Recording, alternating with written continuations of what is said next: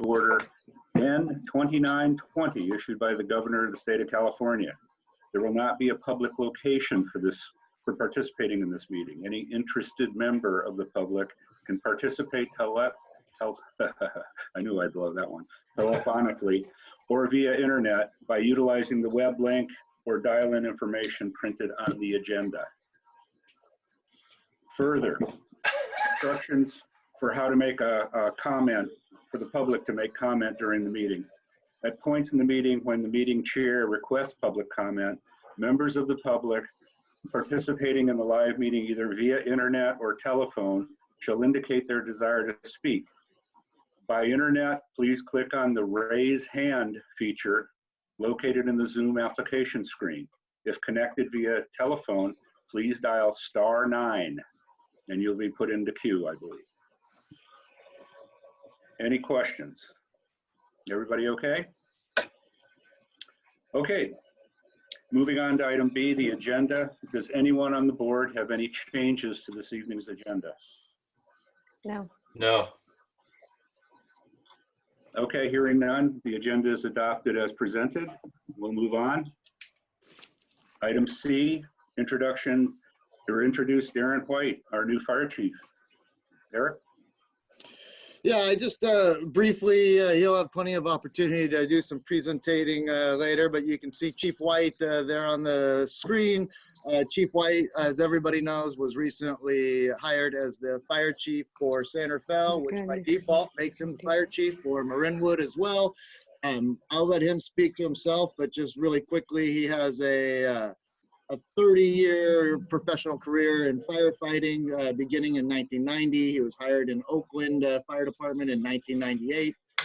Earned his way as the chief, eventually in Oakland, overseeing 25 stations. He and I have had several communications since he has come in. We haven't really had too much opportunity to meet in person, but he's certainly been very supportive of Marinwood right from day one. And so far, it's just been a real pleasure to work with him. So I look forward to working with him further. Chief, if you have anything you'd like to say, by all means. Absolutely. Thank you for the kind introduction. Can everyone hear me? Absolutely. Oh, okay. That's great. First of all, I got to tell you, I'm excited. I'm about a month in at this point, and it's quite a different reality than I expected to come to San Rafael and Marinwood. But you know what? No matter where I would be, I'd be doing the same work right now. And I'm happy to be here doing the work, helping the Marinwood and San Rafael and Marin County communities. And so I got to say, this is something that I wouldn't have envisioned at the start of the year, but you know, life has a way of surprising you and putting you on a path that you never would have imagined. And I'm fortunate and been blessed in that regard over and over again throughout life. And so this is just one more of those opportunities for me to serve and kind of fulfill my purpose and do the best I can to improve the situation for San Rafael, the Marinwood communities, the department members. And I'm going to pledge to do everything I can to not only meet but exceed your expectations that you have for a fire chief. I realize I have some pretty big shoes to fill behind Chief Gray. That's not lost on me, but the great thing is Chief Gray has been very helpful and supportive as I've transitioned into the role. And I hope you guys will be patient with me as I try to learn the things that I don't know and look to do everything I can to meet the community's needs and the board's needs as well. So thank you. Absolutely welcome. Yes. Thank you. Thank you. Okay, let's move on to the consent calendar. We'll be looking at the minutes from the March 10th meeting and the bills paid from March and April. Does the board, anyone on the board have any questions about anything on the consent calendar? No. I would like to move to adopt the consent calendar as presented. Second. Okay, we have a motion and a second. Any comment at all from anyone on the board? The refunds are starting to come in. That was the only thing I started totaling those up. I was wondering, I didn't see anything on the water devils. Did we refund anything for them? We don't, there's nothing to refund for the Water Devils. They don't pay anything in advance. Obviously, okay. the terms of their contract will be modified to reflect the existing season and that they did have, and we are working with them on that. Okay. Okay, because they refunded all of the money basically to people unless they donated. So, Okay. Cool. Thank you. Anything further from anyone on the board? Okay, I'd just like to mention one thing. I've had this conversation with the district manager, and from this point forward, we're going to put a link to the video, the YouTube account that we have where we post all of the videos of our meetings, so that people can refer to those, as our meeting minutes are pretty much action oriented and have been for the last several months. This would give anyone the opportunity to go out and drill down on some of the discussions that happen in the meeting. And that should happen with regard to this meeting's minutes, which will be published shortly. Cool. Okay, I'll call the question. Everybody Jeff. in favor? Jeff, Got to open. Jeff, hold on. you need to request any comment from the public. Oh, I'm sorry. Yes, you're right. Comment from the public. You do have one person with their hand raised, so I'm gonna, we'll put them in. Okay, Hello, everybody. Can you see me? no, we see your name, Stephen. Okay. Well, first of all, I just want to say I would appreciate it if you acknowledged me as soon as I came in the room, Eric. I do have a right to be here, and I expect to participate. Anyhow, on the consent calendar, unfortunately, we've had 2 months to write a single-page summary of what happened in May, or I'm sorry, March 10th, where the public repeatedly expressed concern about COVID-19, and this was not recorded in the minutes, and that's actually obscene because you haven't done, you were late to getting things done to sanitize our facilities, and quite frankly, I think it's actually appalling that so little has been done for the last couple months, where there's so much that needs to be done. I'm anticipating a discussion later on with the alternative scenarios. As you know, each one of you has received multiple queries from me regarding 3 items, pressing financial items. I did not even receive the courtesy of a response from any one of you, and I don't know why you don't believe that it's necessary to talk to the public, but we certainly need dialogue. And lastly, you're continuing on with the maintenance project, which quite frankly could bankrupt us, and each one of you will be responsible for.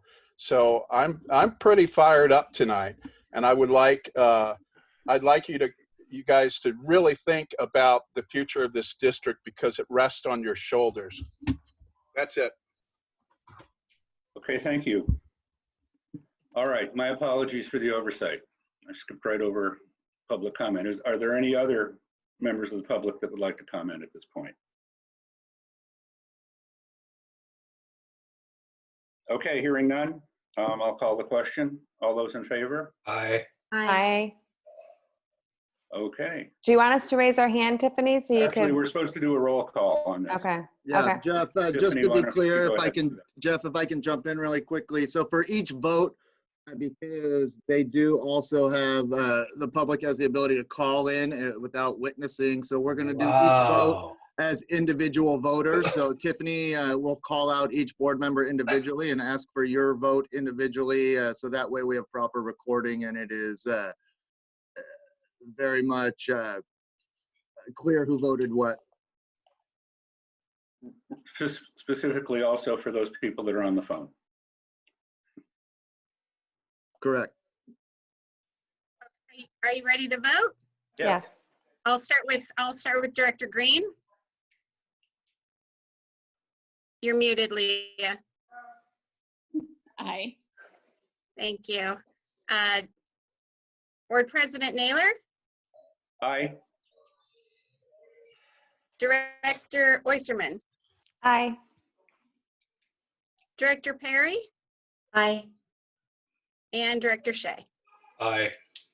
Thank you. Okay, thank you. Moving on to item E, public comment, open time for items not on the agenda. Members of the public will have up to 3 minutes to comment on items that are not on this agenda this evening. Do we have anybody from the public that would like to speak?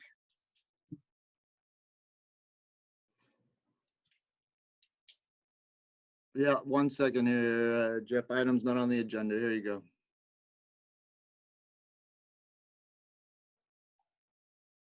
Okay, Stephen? I love this muting thing. It's a dream come true for you, but I honestly, I can't, I really am very upset with this. Can you guys please let us know what you're doing in the community?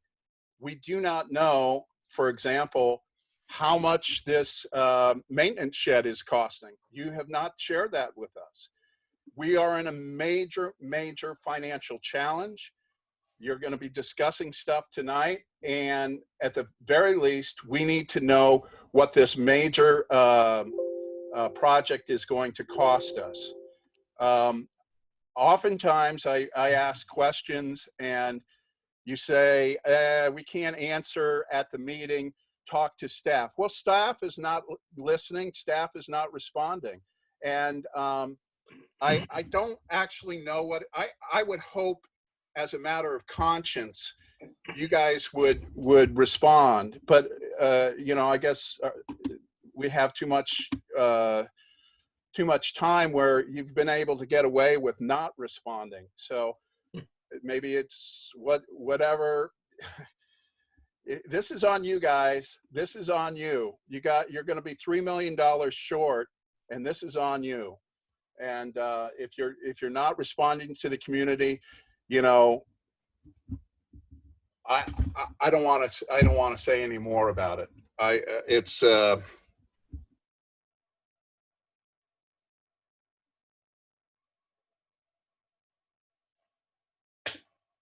you finished, Stephen? Okay, I've lost him. I can't hear him. Stephen, you must have muted yourself. Okay, I think there, you know, due to some of the comments that Stephen has made, I think we're going to be going through several things in tonight's agenda that hopefully will help him feel a little bit more comfortable. Although, again, at this point in time, I am unaware of any particular budget for this maintenance project. But from an overall budgetary standpoint, even given the situation that we find ourselves in now, I don't think things are quite as dire as he's painting. So I'll just make that comment. Are there any other members of the public that would like to comment during open session? Jeff, as a reminder, you may just want to let people know to, you know, they can raise hand to show that they would like to make a comment. And or if you're on the phone, *9. Yeah, correct. Sorry, just in case people didn't join at the very beginning. Mm-hmm. Give them a minute.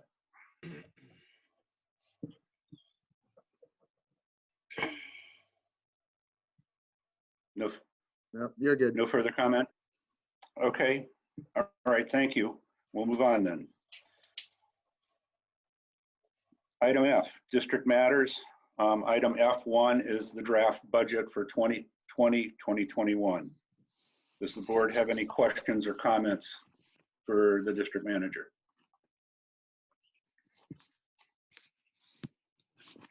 I'm happy to do a little intro here too, Jeff, if you want. Sure, go right ahead. I mean, you've given us a fairly thorough write-up on your assumptions and things, but yes, please do. Yeah, no, I did.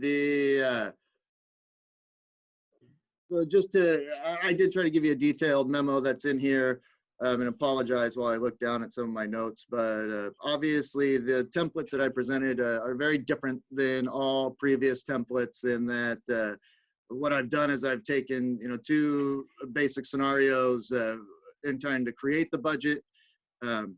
and looking at what a standard budget would look like in a typical year versus a budget, which in my case, I'm just kind of referring to as a worst case scenario in which we have no summer camp, no pool, no anything like that. And then the other level of difference here is that the far right column in the budget does not actually compare current year to previous year. It is comparing the two different scenarios, seeing as how it's really not an apples to apples comparison. I didn't see the relevance in comparing these two with the previous year. I thought it made a lot more sense to compare them amongst each other. To also be clear, I'm going to defer talk about details of camps or possibilities until later in the rec report. But we are intending and anticipating operating some level of summer camp programming. And whatever that level is going to be guided by public health. And again, we can get into some of that detail a little bit later in the meeting. The reality of the two budgets that I presented is it's most likely going to fall somewhere in the middle of there. I'm giving you the worst case of absolutely no summer, and then the best case of, hey, everything is totally normal, which isn't going to happen. So the reality is it's going to be somewhere in between the two of these.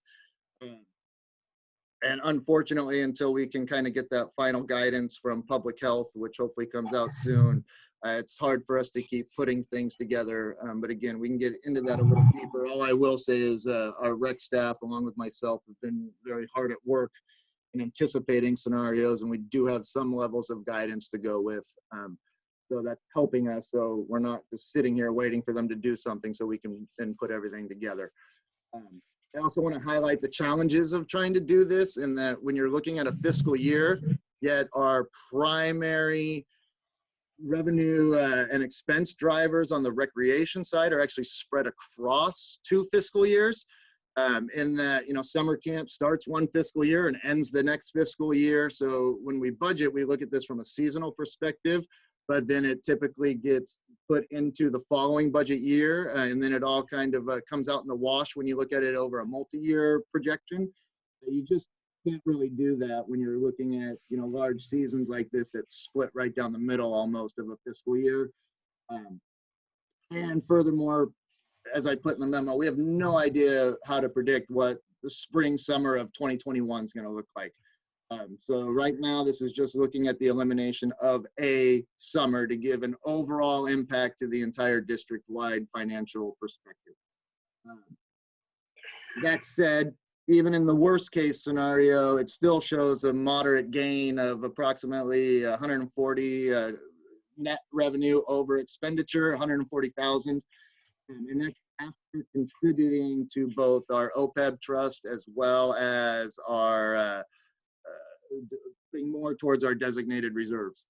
So we're still able to achieve those goals. And then we are in a, I don't want to call it fortunate, but we're in a good position right now in that the district has performed well financially the last several fiscal years, have been able to constantly increase our fund balance in addition to the OPEB trust, in addition to our reserve account. And we're currently sitting on about 5.26 million in cash in our general fund. So we're in a good position, relatively speaking, to be able to withstand some of these impacts. Obviously, again, we don't, if this goes on for a year, 2 years, we have to take that when it comes. And then as you go down, I left a lot of detailed notes on all sorts of line items. Mostly just want to point out, from a property tax revenue perspective, both models are consistent across the board, and they're actually quite conservative. And then as well as other thing to keep in mind on the expenditure side is items that are consistent across, but wouldn't be if we don't have summer. In reality, various utilities and select operating costs I've kept consistent because it's just very hard to gauge. I can give you an example. I just opened up our gas bill for the pool. The month of April compared to the exact same month last year, it's $2,000 less. That's primarily because we're not heating the pool. with the pool shut down. So there's a lot of those other savings isn't the right word, but just expenditures that are going to be a lot lower because the use and the demand is so much lower than would typically be the case. As I continue to go through this, just a couple highlights, on the park budget.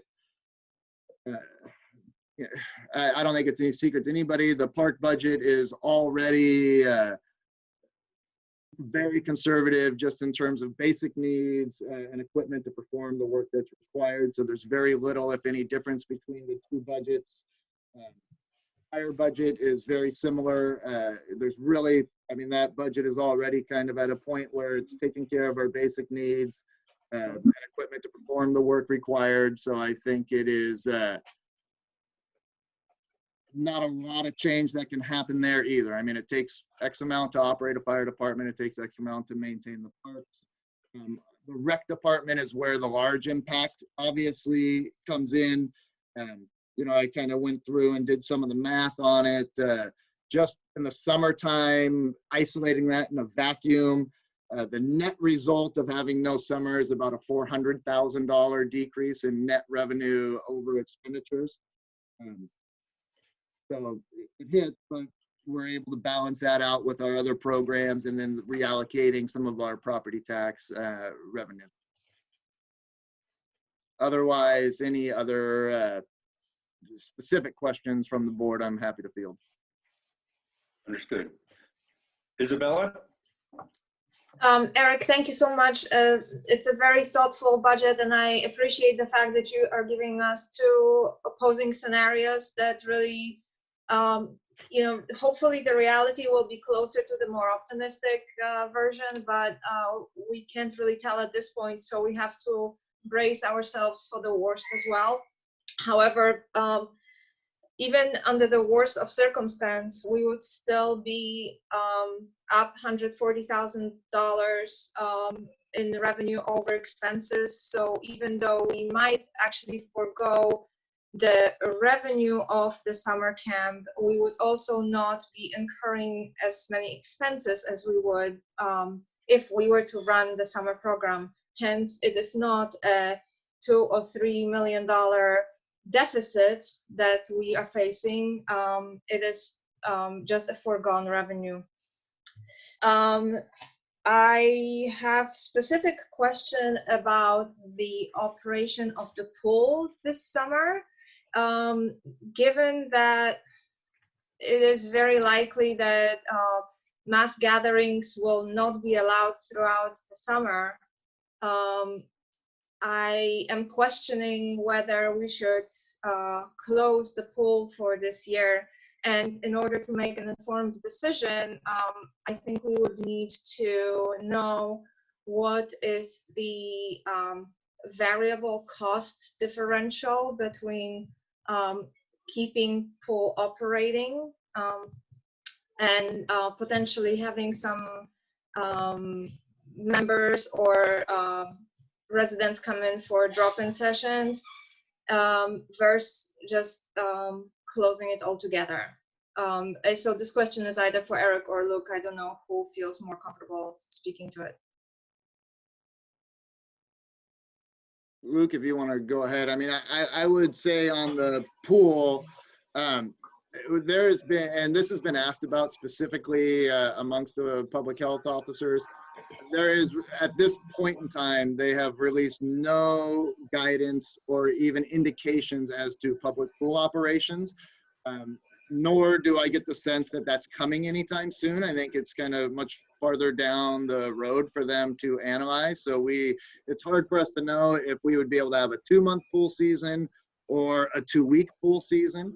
My initial take on it would be that, we basically have shut the pool down for the past several, couple months, actually, several weeks.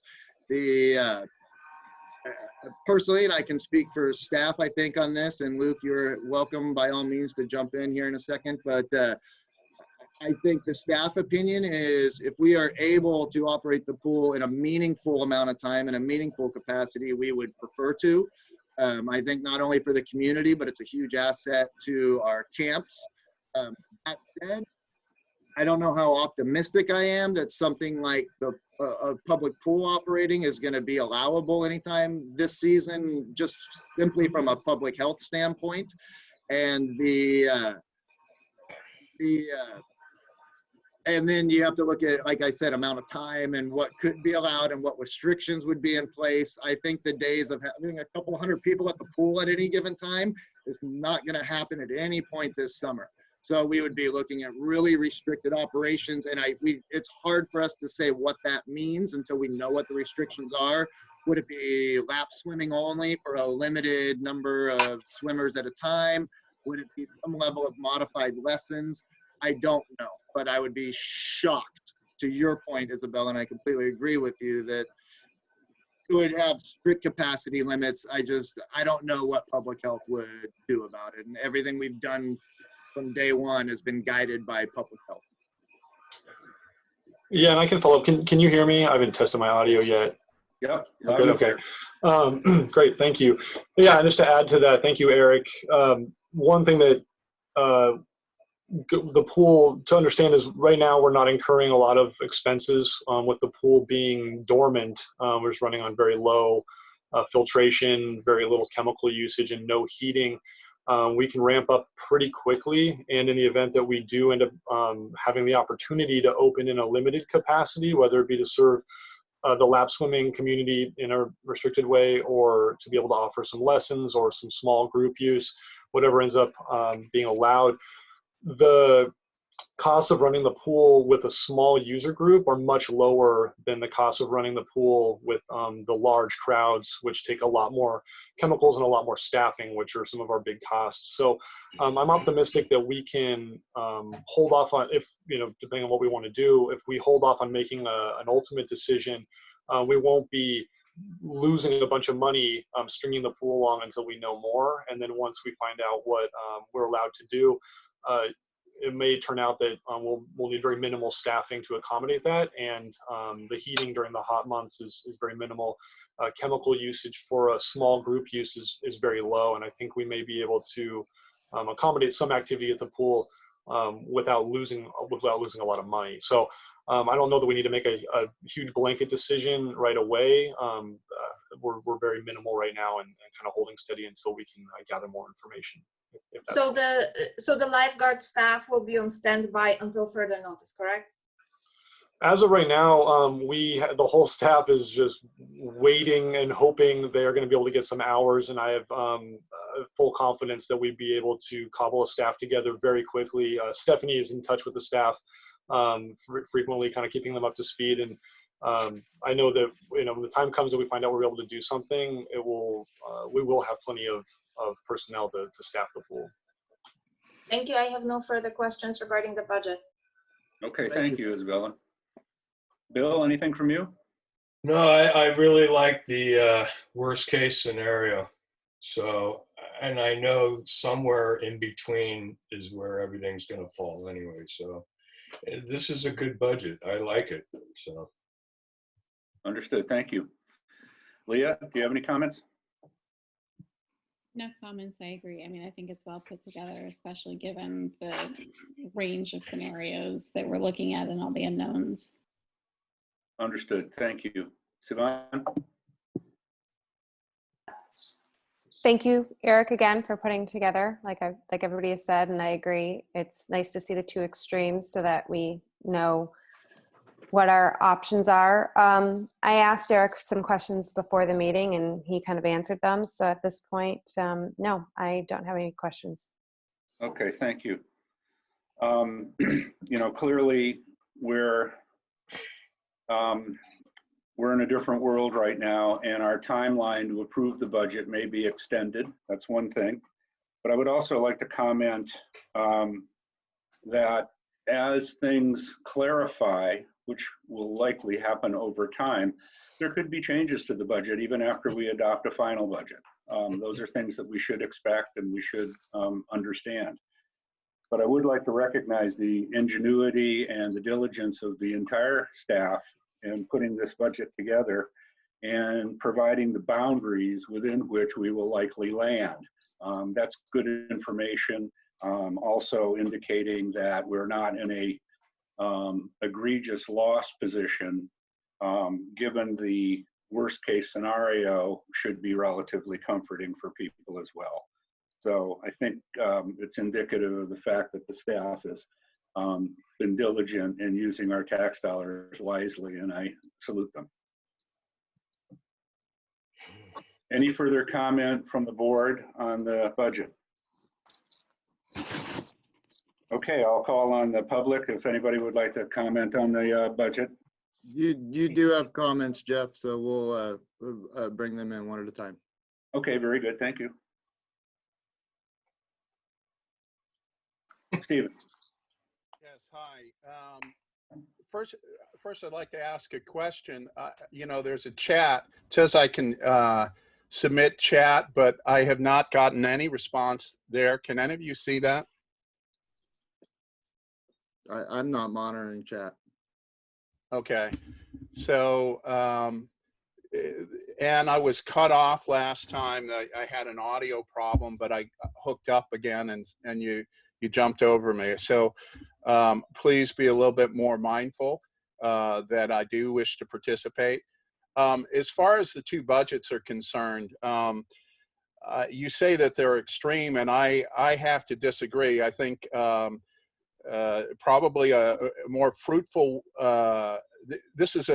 we have opportunity to take care of some things that need to be taken care of.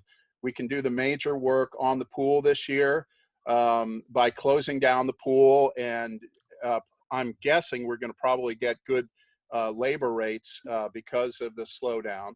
That's number one. That's a good opportunity. The other thing is it's time to consider restructuring our staff. I noticed that even though you're cutting down expenses, it doesn't appear that there's any furloughs or pay reductions. I know that has happened in other government agencies, taking 20% pay cuts.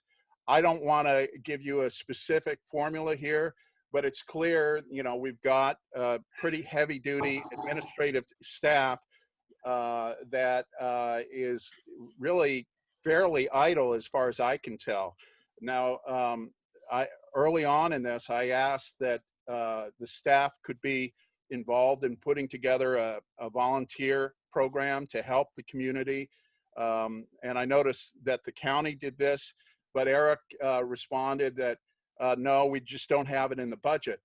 I don't know what's been happening here, but I don't believe the taxpayers are getting the value from our employees. We're getting 1 day a week. I'm sorry, we're getting our trash cans emptied and the grass is being mowed. But other than that, I mean, you just had a tax increase, and there's really nothing bold here. Just saying, well, we'll just scale down a bit, and you haven't even really addressed the issue of the maintenance shed project. So you can call it whatever you want, but it doesn't make it true. And I don't believe it's going to be enough to set the district back on track, and also start taking care of our employee pension obligations, which I don't see this opportunity being used to right that.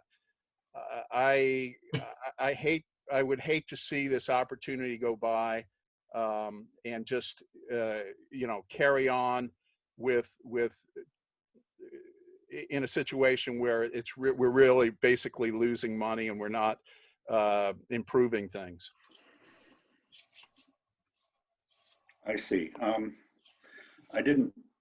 not entirely sure where some of your opinions are coming from. It did not appear to me that we are losing money or in a position to have to furlough anyone, but that's where we can agree to disagree. But thank you for your comments. Also, with regard to the pool, my understanding is that the major maintenance that was once intended to do on the pool right away has been opined on by experts and feel that it's not necessary for at least a 2-year period. So I don't think there's any reason to move on that right now. If there are no programs, we don't need people. Got that? I hear your opinion, yes. Thank you. So it's, a give and it take. may be opinion, but you've got a pool director. Why are we hiring? Why do we have a pool director? Why do we have 2 administrative staff for Eric? Eric's job used to be a part-time job, you know, in the old days. And so what we have is a very top-heavy situation here. And this is an opportunity to get it right now and fix things. The park itself is run down. You guys have not done some basic maintenance, and it's frustrating to have to say this month after month, but basically that's what we pay taxes for you guys to maintain this open space and the parks, and it's really it's not being done.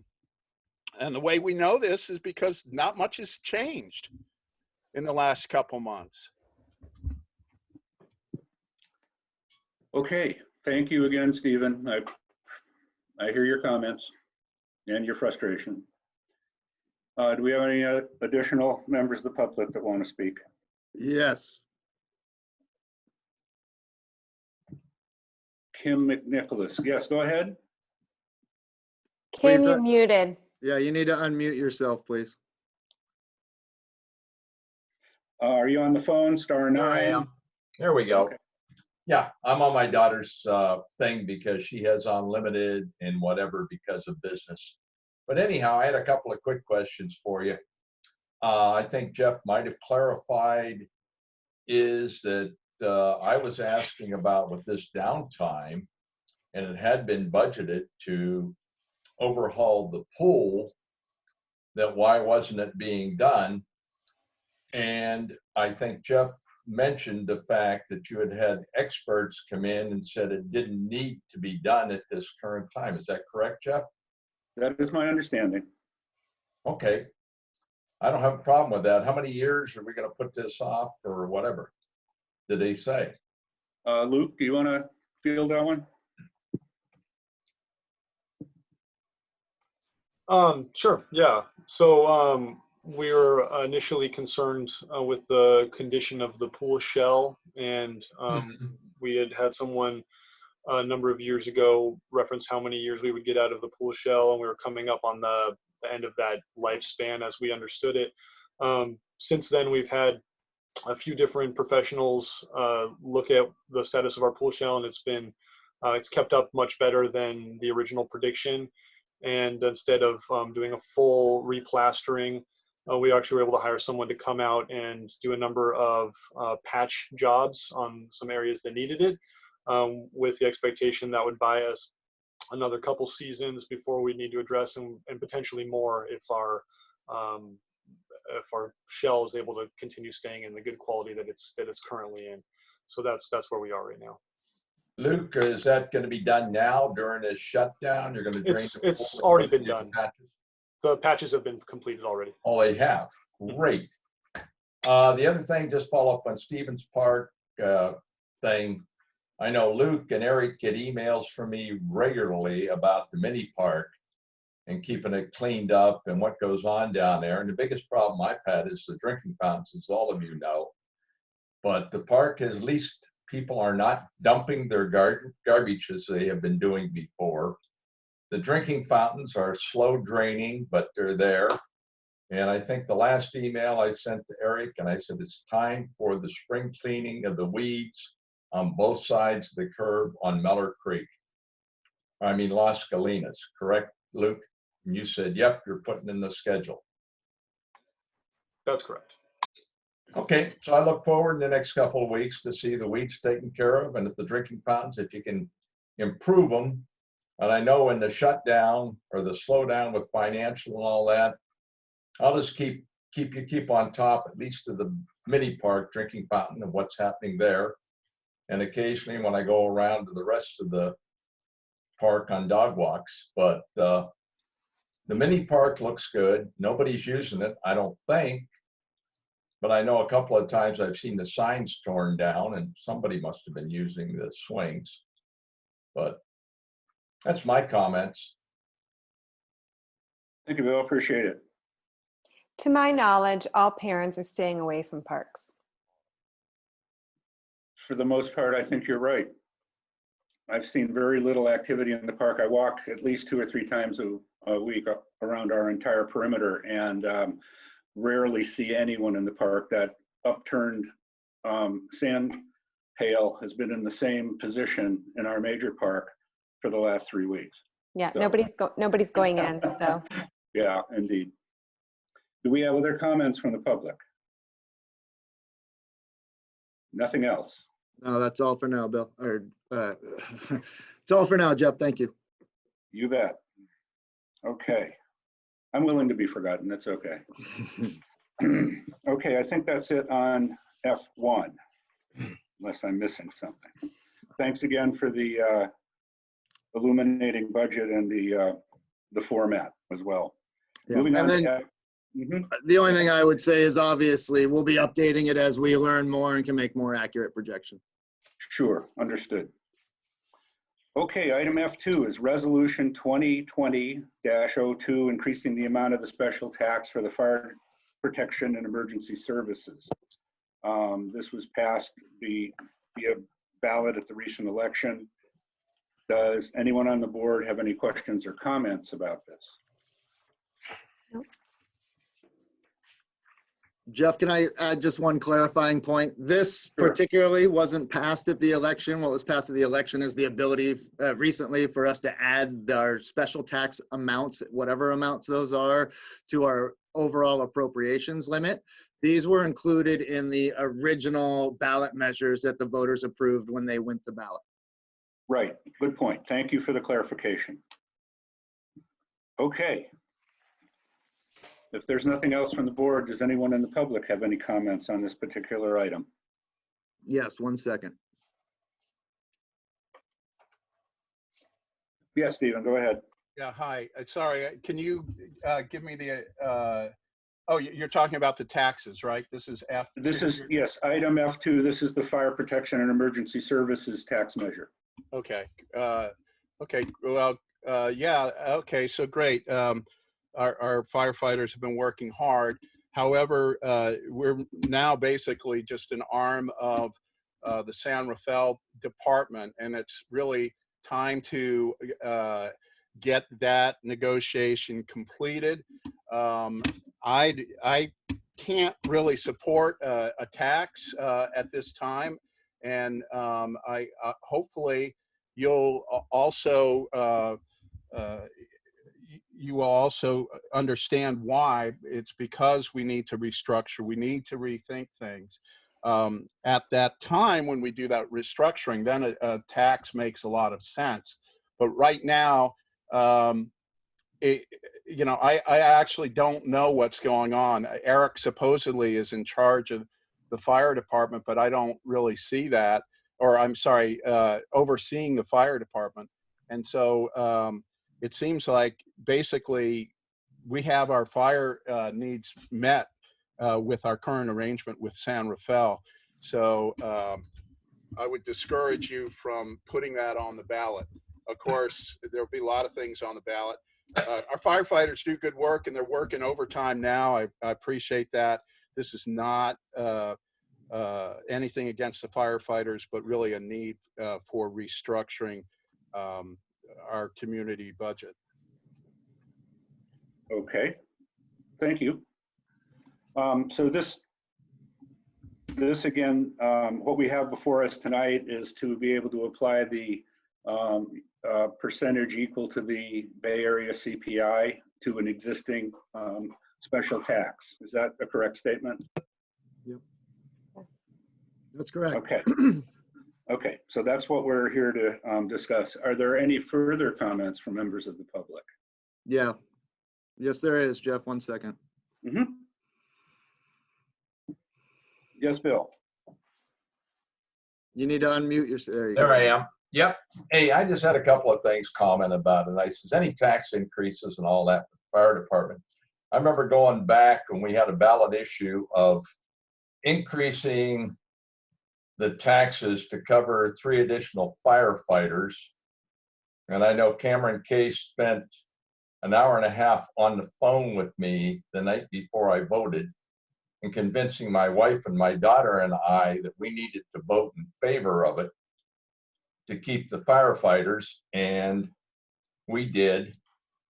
And then I know it was very close on the number of votes that went through, like less than a half a dozen votes in favor.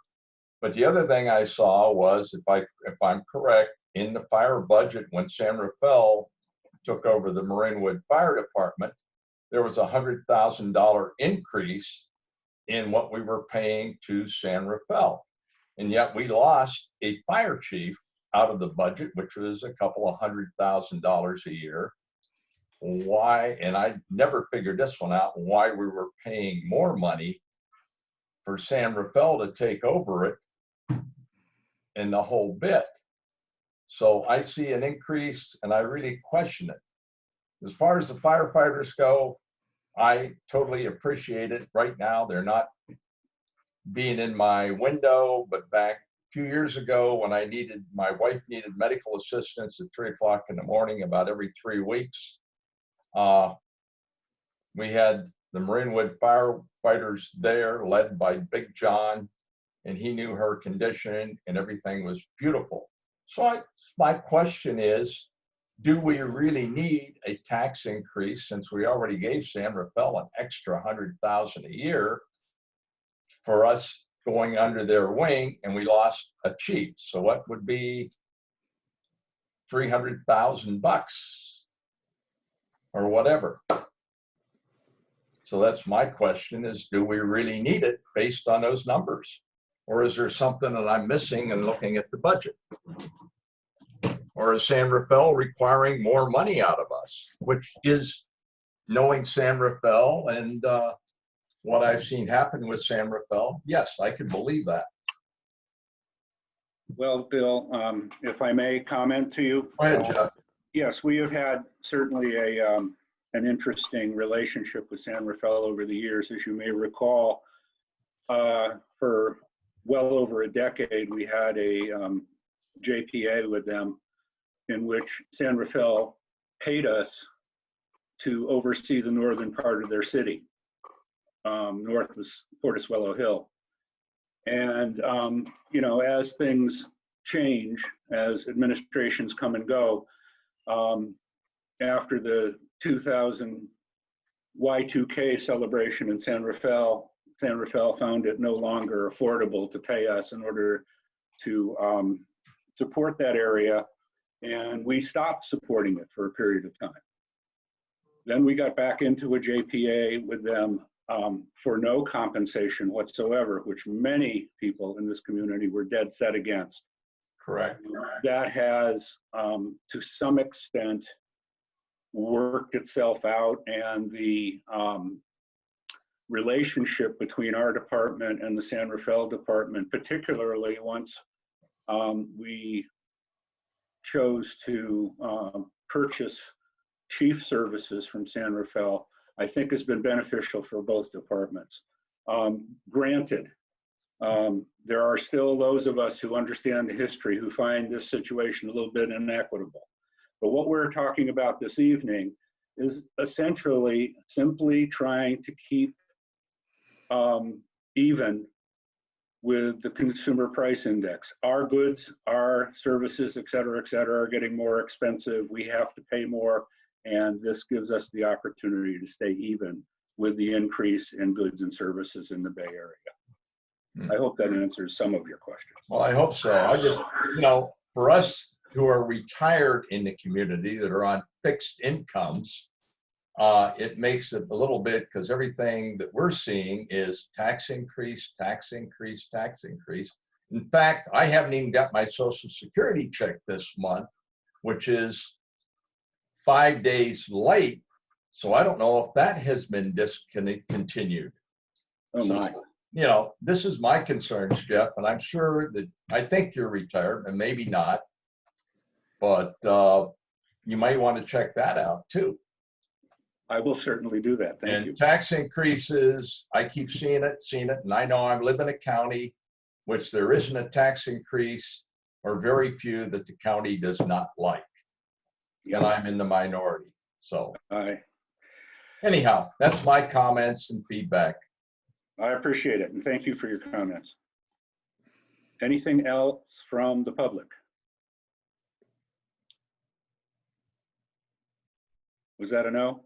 Yeah, no, sorry. We've had the 2 people have commented. Okay, very good. All right, so we've had questions and comments from the board and from the public. Do I have a motion to approve this increase? I'll motion to approve the increase. Second. Okay. Okay, we have a motion and a second. Is there any further discussion by the board or question? Tiffany, if you could take the roll. Yes, I will. Director Green, how do you vote? Aye. Thank you. Board President Naylor? Aye. Thank you. Director Oyserman? Aye. Thank you. Director Perry? Aye. Thanks. And Director Shea? Aye. Thank you. Very good. Thank you very much. And then Jeff, I'm sorry to interrupt, but just to be clear, what you guys have approved is Resolution 2020-02, which is what authorizes the increase. Correct. I thought I said that at the top. Should I have mentioned it again? Just as part of the motion, the resolution is the motion. Right. Okay, so now we're moving to F3, Resolution 2020-03, increasing the amount of the special tax for park, open space, and street landscape maintenance. I would like to move to approve the resolution 2020-03, increasing the amount of special tax for park, open space, and street landscape maintenance. I'll second. Okay, we have a motion and a second. Does anyone on the board have any further questions? This is very similar to the resolution we just discussed. Hearing none, is there anybody from the public that wants to discuss? Yes. Yes, Bill. Yep, same comments, ditto what I said the last time. I know it's going to go through because everybody in Marin County except me loves a rubber stamp tax increase. And that just means that I cut back in the spending I spend in the county because I need to live. Thank you. Thank you, Bill. Is there anyone else? Yes. Yes, Stephen. Hi.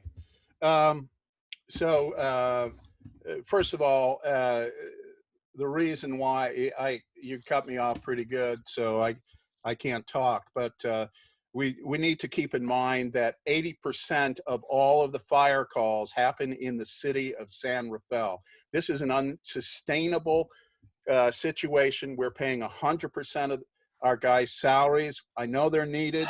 I know we need the fire service out there, but we've got something terrible going on. Now, the same thing is happening in our parks department.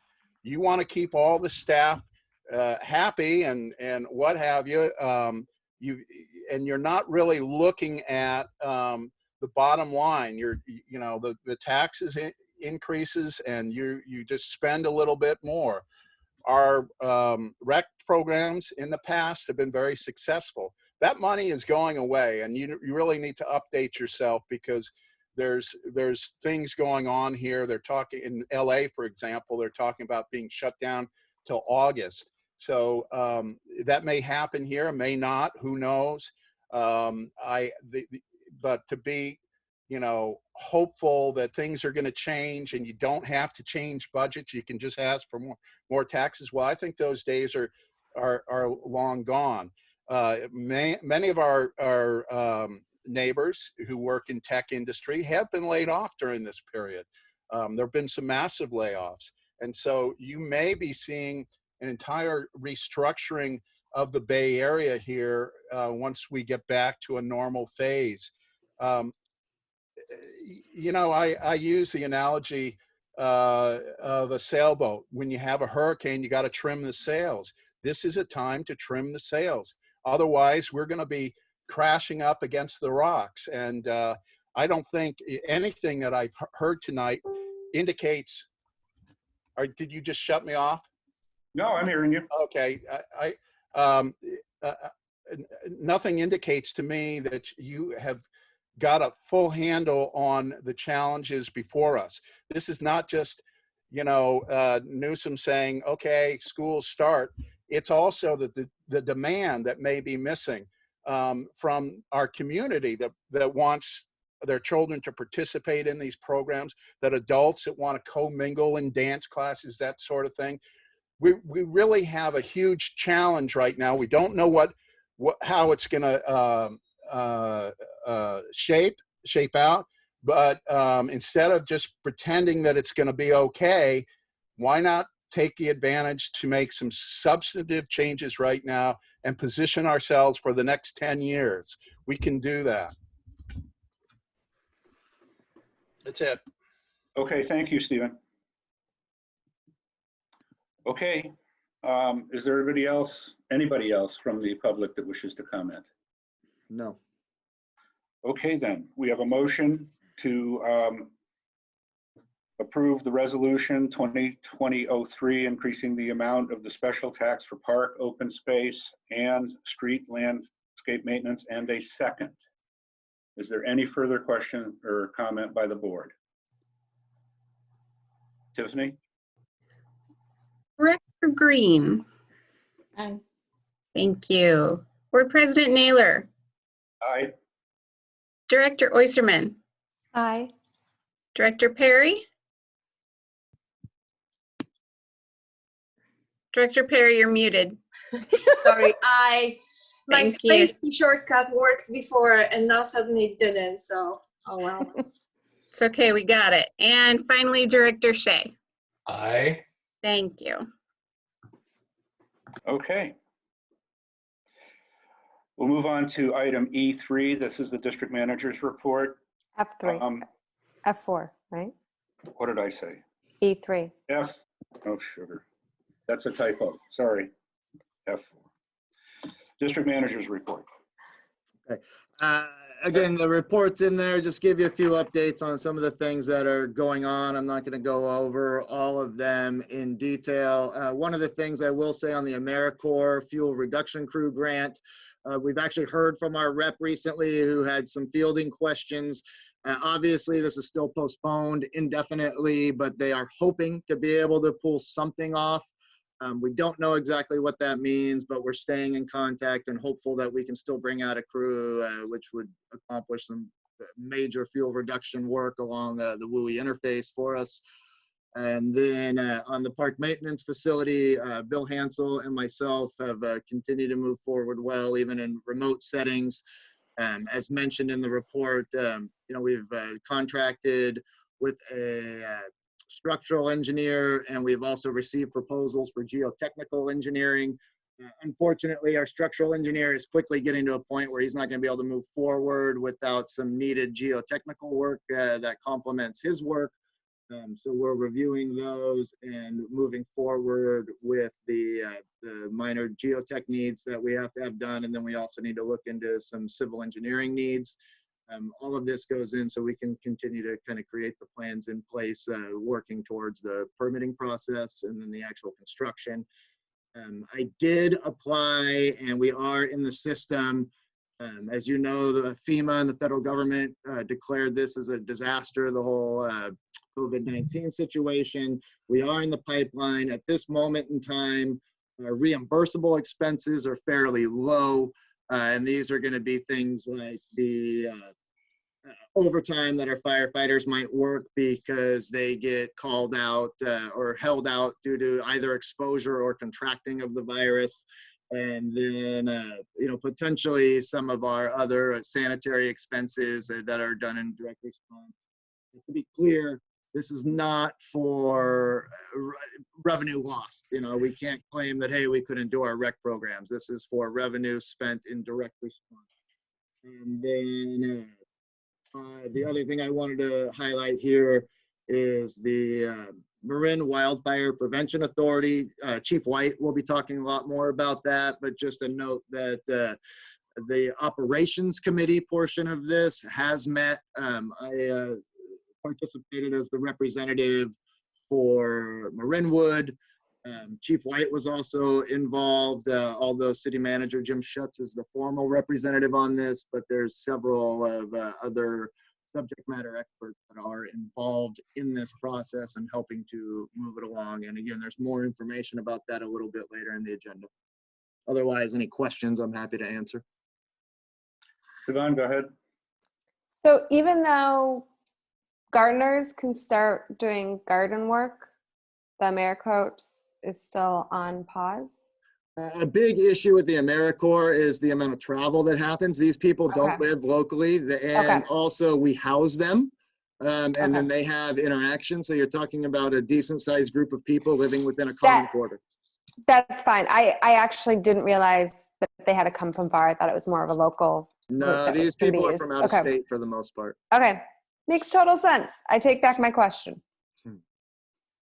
Sorry, it's out there. Anyway, other questions or comments from the board? With regard to the Wildfire Prevention Authority, will you continue to be the representative from Marinwood, or will the chief? No, it'll be me. There's one representative, employee, staff representative from each participating agency.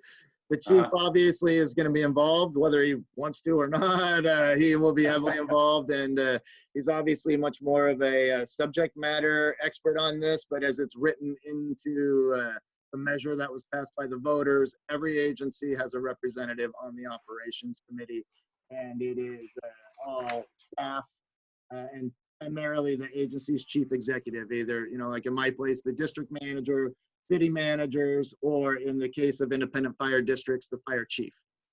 Right, very who good. serves as the executive officer. Okay. Any other questions from the board with regard to the district manager's report?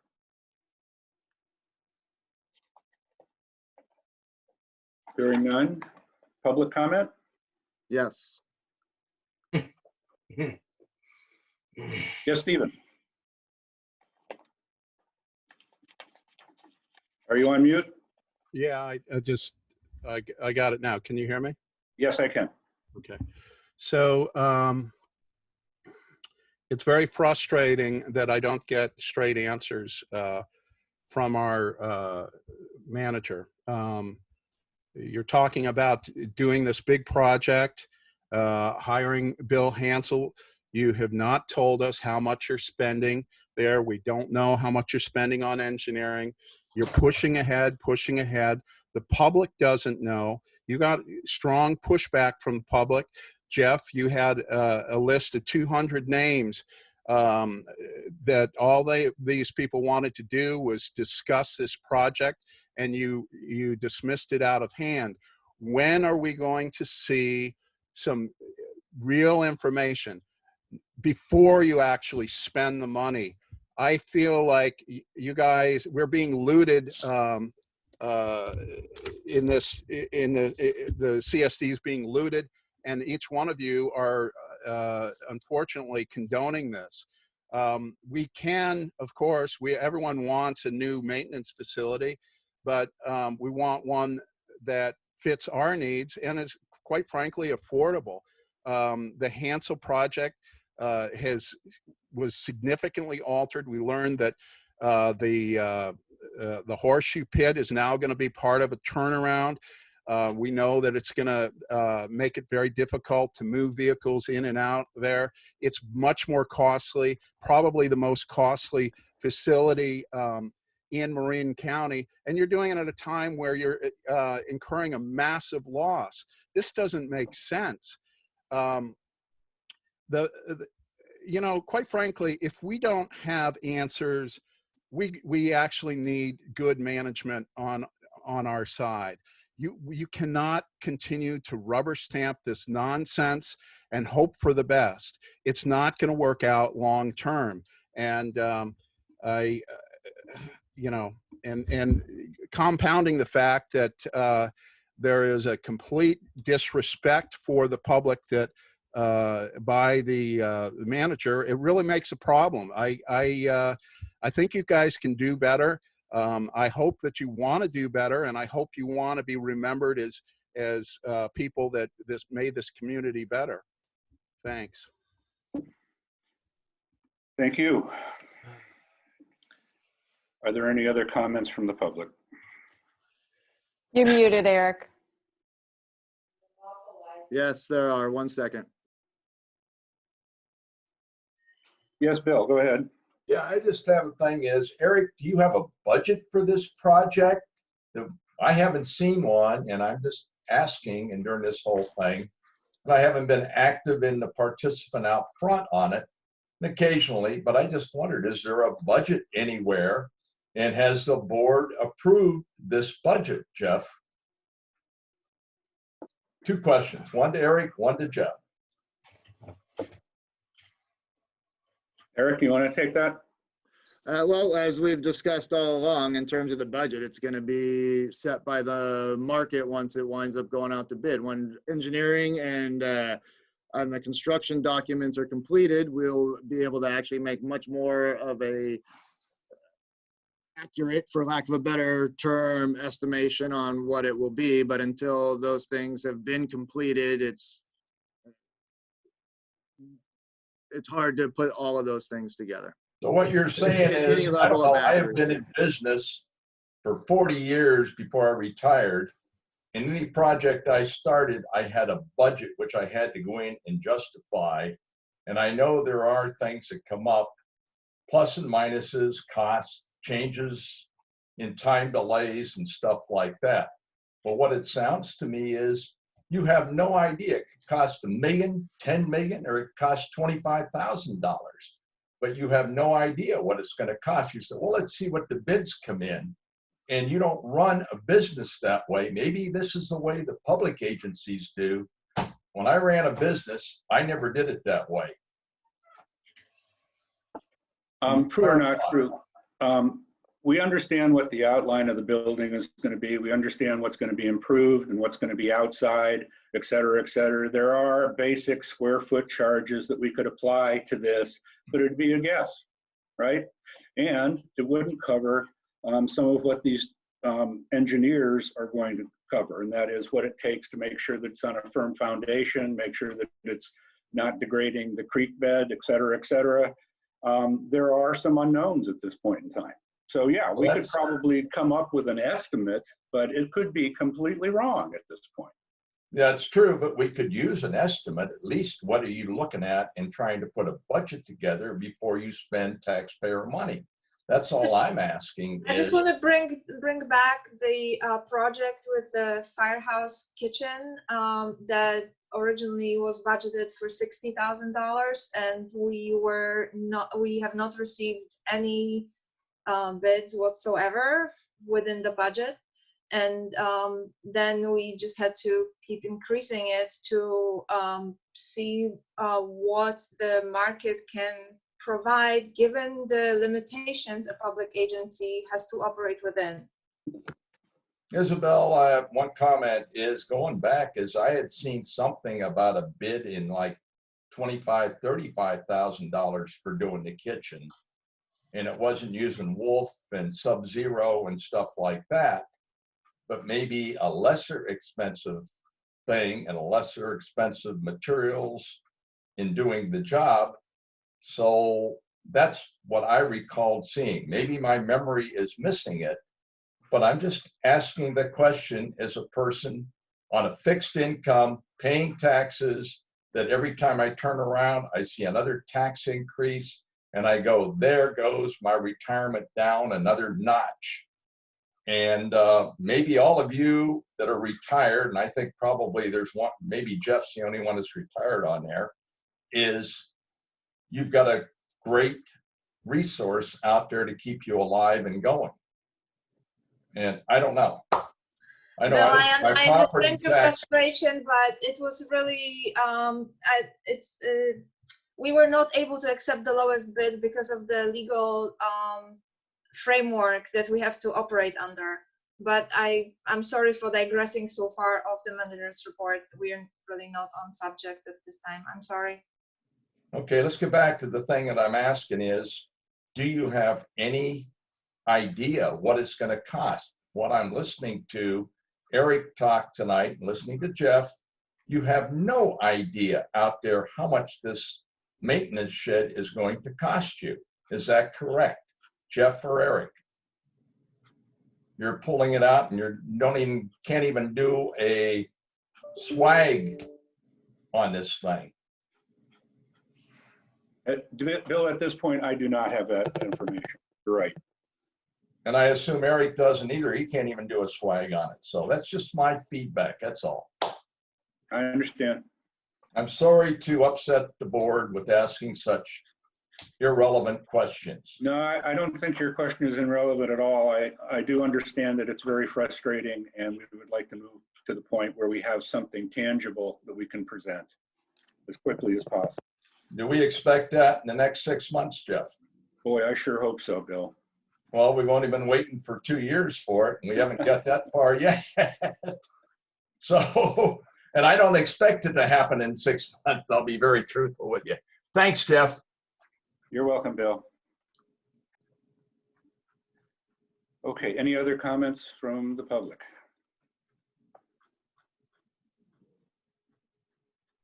None? Oh, you're good. Okay. So we'll move beyond the district manager's report then and to fire department matters, item G. And B1, chief officer report and activity summary. Chief? Well, good evening, District Manager Drykerson and Board of Directors. I appreciate the opportunity to share with you either the entire report bit by bit or the highlights of the report, depending on what your preference is.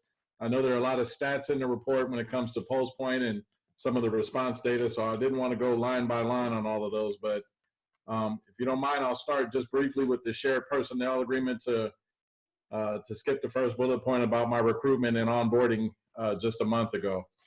So in a report I'm going to give shortly, right after this summary, the county is taking proactive steps in an effort to try to get ahead of the potential for loss of staff in Marinwood, San Rafael, and other agencies within Marin County in the event the COVID-19 has a detrimental effect on our staffing due to either individuals being screened and testing as positive or actually showing signs and symptoms of the coronavirus. And so as a result of that, as we've seen in the past, there have been agencies who've had to make some really severe decisions about service delivery based on the loss of staff, either at a station or at a series of stations.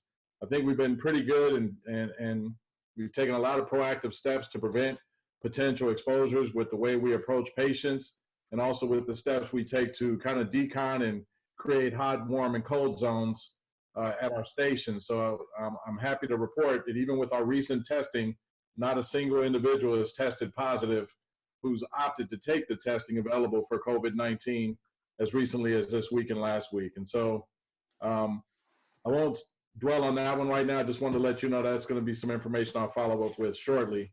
But moving forward in the report, the update, for the month of April, the Marin County totals are 3,306 total number of followers on Pulse Point.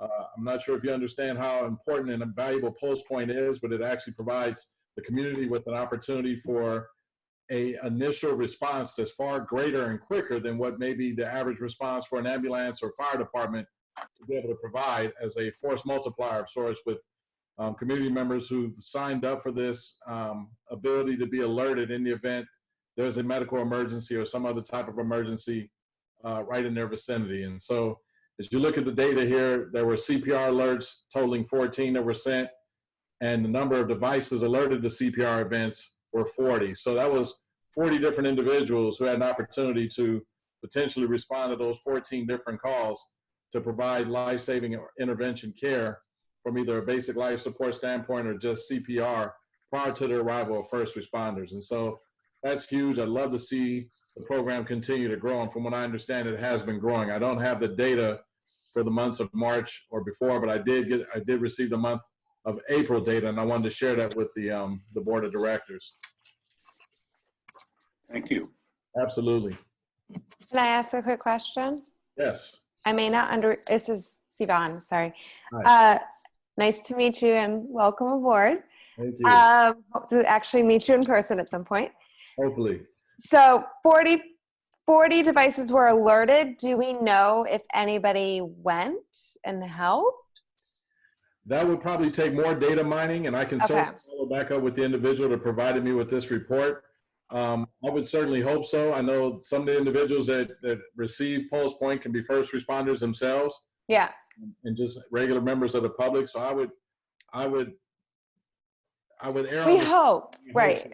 Okay, yeah, I mean, it's nice to be alerted, but if you're alerted and you're like, oh, that's nice, but I'm not gonna go help, that's not really what the point of the thing is, right? So I just was wondering what our response rate was. Okay. And I'll try to find that information out and share it with you as well. Okay, just curious. Okay. Moving on to the next item, the Direct Connect pilot project. There were unfortunately no updates available based on the pandemic. And so once that is renewed and up and going again, I'll make sure I bring the most recent information back to the board on that. The next item is the MWPA, Marin Wildfire Prevention Authority. And so given the recent passage of Measure C, which I'm so grateful for, especially considering what we didn't foresee with the pandemic coming and the impact it's going to have on all the jurisdictions and their resources. City, county, and town leaders have partnered with fire chiefs and established governing and operations committees. And the great thing is they're actually underway right now with several subcommittees. And I'm on one of those subcommittees, as District Manager Drykerson indicated earlier. We're charged with putting together the work plan for 2020. We have a quick start and a work plan that we're developing right now, and it works across all 5 zones to identify those priority projects that we can probably launch immediately, as well as those projects that we hope to be able to get to after, say, for instance, the RFP and the vendors have been selected who are successful in bidding on some of those projects that we have a sincere desire to see move forward and help draw down risk in our communities.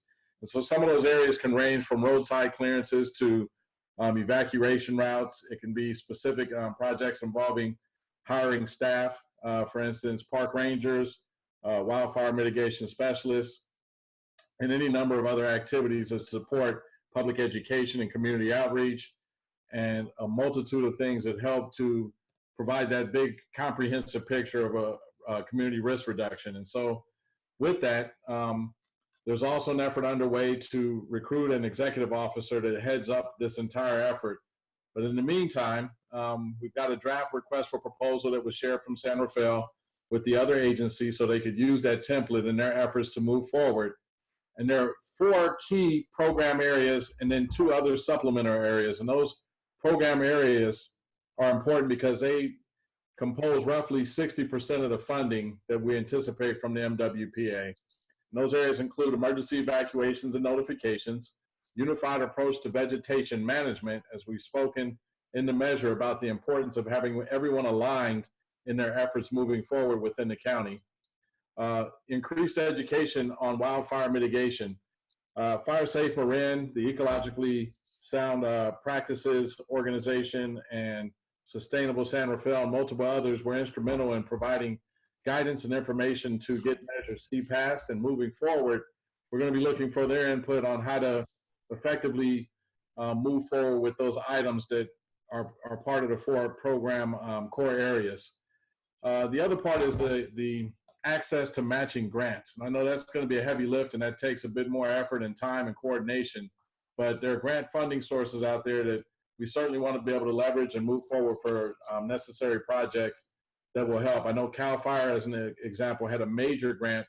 I'm not sure how much is going to be still available given the pandemic, but just even a year ago, they were speaking to the tunes of several $100 million for vegetation and fuel projects. So we certainly want to access any funding that may still exist in those areas.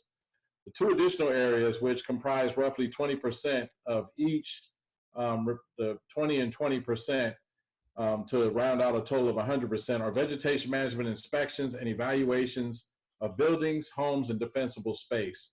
And the last 20% is specific to individual agency specific needs. And so I'll give you an example. In San Rafael, we're concerned that there's a homeless encampment potential for ignition sources, and that could create a problem. And so one of the aims and goals is to try to get the ranger position filled on either a fixed term basis or a full-time, part-time basis in order to actually provide that enforcement capability to ensure that we don't have that sort of ignition situation become a problem for San Rafael and any other community, that we can potentially prevent those types of ignitions.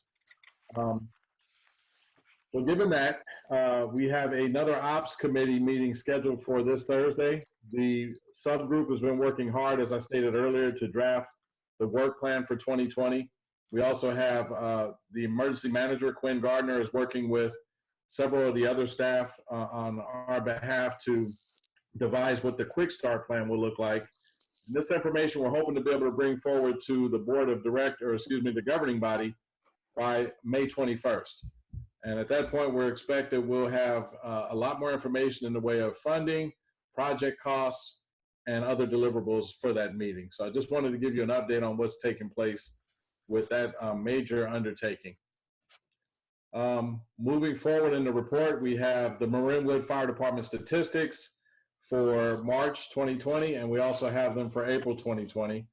Kind of consistent with what we're seeing with some of the other agencies. There was a slight decrease in the responses that I noticed from the month of March to the month of April. And I think part of that is because some individuals may have had concerns about going to the hospital, so they may have not have opted to use the 911 system and or be transported, because there's been a general theme out there that hospitals have been dangerous for people to go to and potentially be exposed to COVID. And so while I can't confirm, I'm just suspecting that might be responsible for roughly what appears to be about a 20% difference in response data. I'll know more after the month of May and then the month of June to see if the trend is reversing or if this holds average. I don't have the benefit of the information going back to February, January, and December just to compare the numbers. So I'm just factoring that in as a possibility.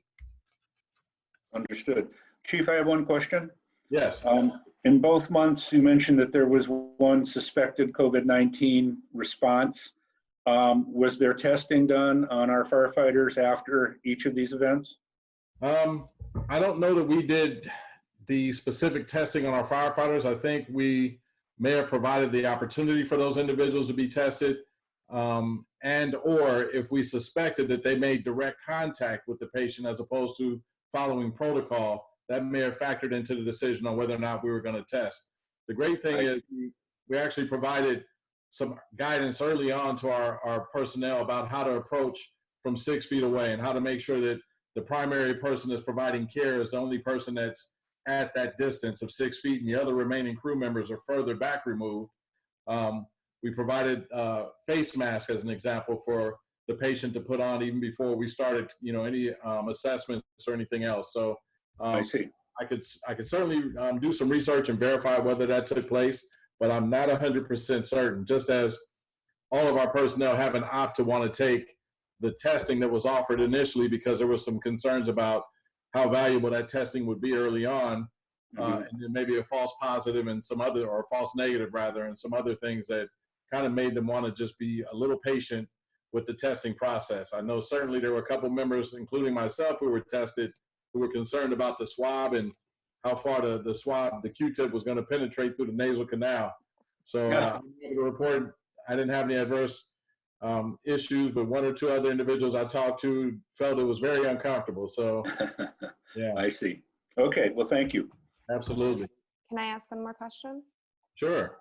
So in terms of the 2 calls that we had that were suspected, clearly I saw that there was some areas in Marin where they were allowing other Marin firefighter and police officers to bring their vehicles to be decontaminated and stuff. Are we participating in that, or how are we making sure that things are being cleaned out so that not only our personnel, but anybody else coming into the vehicles afterwards are being protected? Yes, some of the things that have taken place were specific cleaning of the apparatus and specific cleaning of the fire stations themselves. So decontamination, disinfecting, those things were actually happening at all of the stations. Okay. I know at one point we were doing it weekly. I'm not sure if we're still doing it weekly or since we've addressed, or should I say, best practices and proper procedure, whether or not that's still warranted until or unless you can confirm that you come in contact with a patient. And now that might prompt again the decision to go back for more decon and more cleaning of the facilities, just to ensure you don't expose the crews and or the other crews and personnel who frequent those areas. Okay. So it's not every time there's a call, we don't decon like the EMT vehicles and stuff. No. Okay. No, but they are taking a lot of proactive steps to wash their hands and follow all the other guidance. They're disinfecting a lot of the surfaces that they touch, whether it be door handles, whether it be when they walk into quarters after coming back from a call. They have a whole series of things they do when they actually take off the clothing that they responded in. And I'll give you one example. There's what we call the cold, warm, and hot zones. The hot zone is as you get outside the building at the fire station when you return to quarters. The warm zone is the area where you actually start kind of decontaminating your boots and your shoes, as an example, by stepping on a mat that has a solution on it, and you're kind of decontaminating your feet from any surface issues. And then your clothing gets taken and removed and placed in a different location as well. Okay. And then you move into the cold zone because you've actually taken those procedures, moving from hot, warm to cold. And so they've been pretty good about following those procedures, and I've encouraged everyone to continue to do their due diligence, because I'm very concerned that as we still start to allow individuals to frequent certain locations or to start, continuing with retail interaction and things of that nature, that I don't want the guard to be let down and then they kind of treat it as if things were pre-COVID when we're not at that point yet. Yeah. Understood. Okay. Thank you. You're welcome.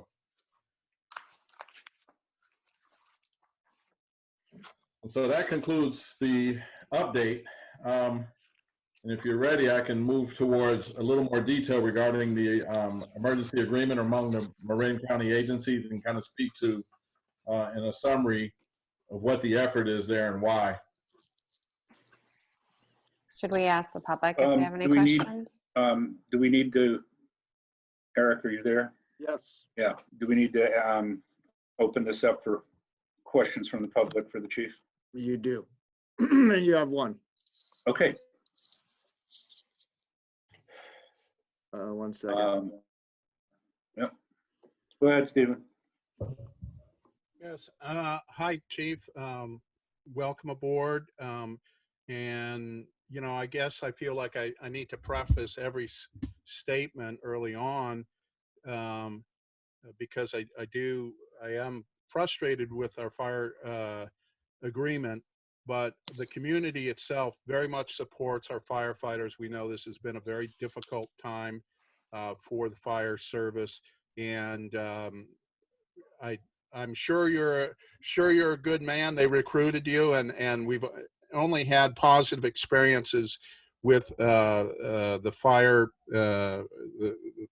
staff of San Rafael. So I'm hoping we have a nice long relationship with you. Now, I did have a couple questions. There was a fire out at Silvera Ranch the other day.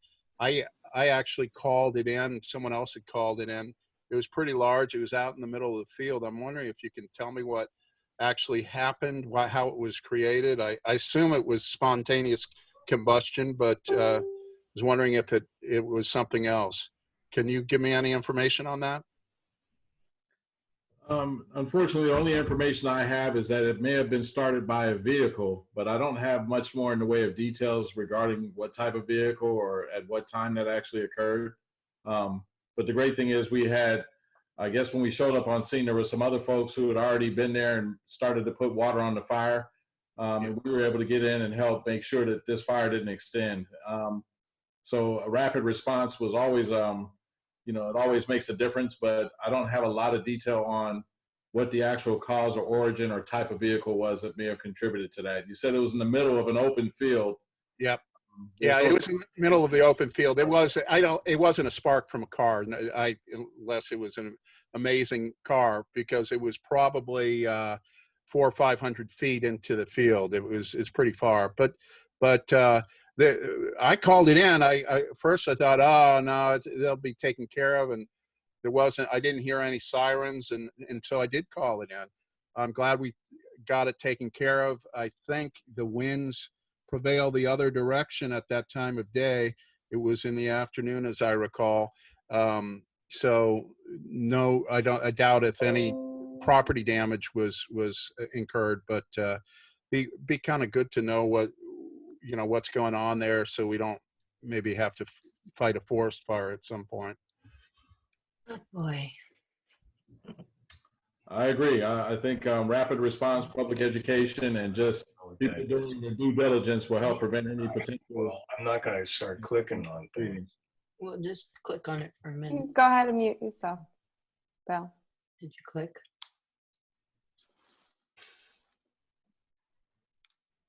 Stephen, are you still there?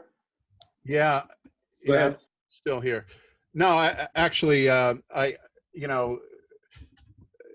sounds like we've got a great professional on board here. I don't really have anything specific to add other than, I think the community owes the fire service, they deserve our promises as far as pensions. I'm very concerned about how we're running things financially. And if we don't address these issues, I'm afraid there's going to be some very disappointed retirees in some years. So that's all I really have to say. Okay, thank you for your comments. Is there anyone else from the public that wishes to speak? Okay, hearing none. Thank you, Chief. Let's move on to the next topic. Absolutely. The next topic is regarding the emergency agreement, the shared services or staffing agreement among several agencies within Marin County. And as I was stating earlier, agencies, as they recognize what was happening across the country and in other parts of the state and in other parts of the West Coast, began to readily identify that there's a potential for us to lose multiple individuals to time off and away from work based on being exposed to COVID-19 and requiring isolation or quarantine. And so with that, you get into a situation where you've got multiple members within the same station or within multiple stations who are suddenly now forced to isolate and or quarantine for a 2-week period or more. It certainly affects your ability to staff and deliver emergency responsive services. And as such, the agencies started looking at how would we actually rebound or respond in the event one of our agencies was adversely impacted or multiple agencies were adversely impacted simultaneously, because that is a very real concern even still, despite the fact that things seem to be holding steady. This can change at any point. And so in an effort to be proactive, the county looked at trying to set a finite window for an agreement for shared staffing or personnel roughly from May 1st until December 31st of this year, with the agreement being able to be extended or terminated earlier, depending on how things progress. And so with that, as you look at the rationale, as I stated, being gone for 14 days, whether it's 2 out of your 3 members or 3 out of your 4 members or 10% of your organization, as we saw happen in San Jose just a couple of months ago, that has a drastic impact on your ability to deliver service. And in an effort to ensure that we have staffing that's capable of integrating from station to station, from agency to agency, the shared services agreement or staffing agreement, as I call it, was developed in an effort to try to get ahead of that potential situation. And so with that, there's been a lot of conversation, there's been some planning, there's been some, I think, productive dialogue. But with that, there's still some concerns being articulated by the bargaining units, Local 1775 and others, about how procedurally that would work. And so those conversations continue right now. There's no agreement in place, but we do have language that we think is moving us closer to agreement. And the hope is at some point here in the near future, we're able to iron out an agreement. But some of the things I wanted to share with you about that agreement to alleviate any concerns or answer any of the questions you might have are that any agency has the ability to opt out of that agreement at any point where they decided they want to. Every agency is responsible for the employment of their own personnel. You're not handing over rights to let's say it was Novato or some other agency, to discipline and or compensate your employee. That's not how it operates. Compensation would have to take place after invoicing and within a 30-day window. If any agency has to incur overtime costs, as an example, because they've had to deploy some of their members to help another agency out because they lost staff, then that's fully reimbursable back to the agency. There's some training and familiarization that would actually have to take place for some agencies and personnel, because we do have some different apparatus. Fighting fire is not a very different thing in most agencies, but the equipment and the apparatus that we use sometimes can be different, whether you're talking about self-contained breathing apparatus or some of the other specialized equipment that we might respond to on a hazmat team or a water rescue response team, or some other type of vehicle like a tiller truck versus a truck that doesn't have a tiller seat. And so that's, I'm not sure if you understand what a tiller truck is. It's the individual that's steering from the back. And so that's specialized training and skill sets required to operate something on that scale. And so those are some of the things that govern and outline what would need to happen in the event we were preparing for this type of situation. And so as you move forward and you see the goal and the complexity of it, I think the big issue is, how do you effectively put something in place sooner than later, especially considering we're going to be facing wildland season pretty imminently here, and we're going to be out for deployments. And if you combine deployments for strike teams along with any specialized response or a potential pandemic, you can see real quick where an agency might have some compounding problems with staffing relatively quickly. And so I think this is a very smart thing for the Marin County Fire Chiefs and community and district and town and city leaders to entertain and try to come to arrangement on, so that everyone's protected in the event something happens. No one agency is going to be impacted by losing critical staff. You'll always have the benefit of other agency staff coming to fill the void and helping with the response. One of the only main impediments that exist is if an agency failed to maintain their insurance, as an example. That right there is a game changer. So, you know, from what I understand, District Manager Drakenson provided me with the information I needed, and that information is forwarded regarding our insurance and our ability to provide coverage for the Marinwood personnel and anybody that's coming to work in Marinwood. And so that's a non-issue for us, but that was one of the things that stood out as an impediment.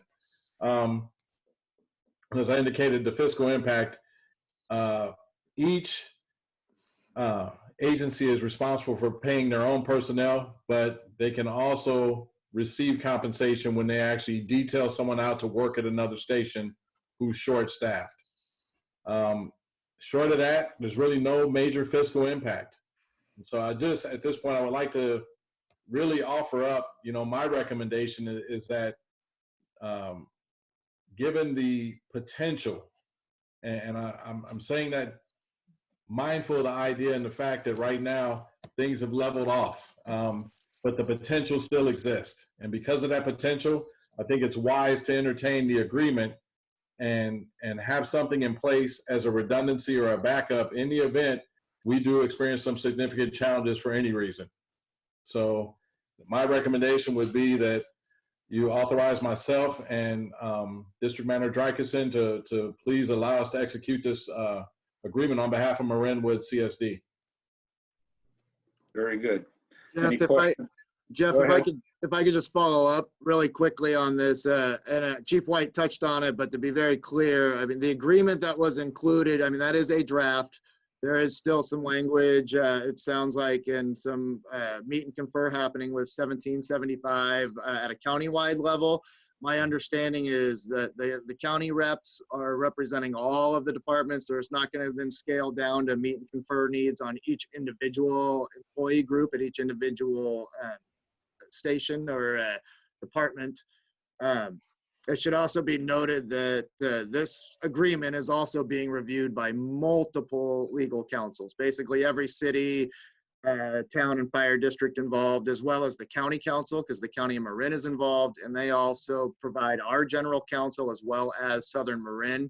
So this is going through a lot of legal vetting in addition to discussions with labor, and very, very similar to our agreement with San Rafael that has already been in place for several years when it comes to staff sharing. It is voluntary. No firefighters, at least at this point in time, can be mandated to go work for a different department.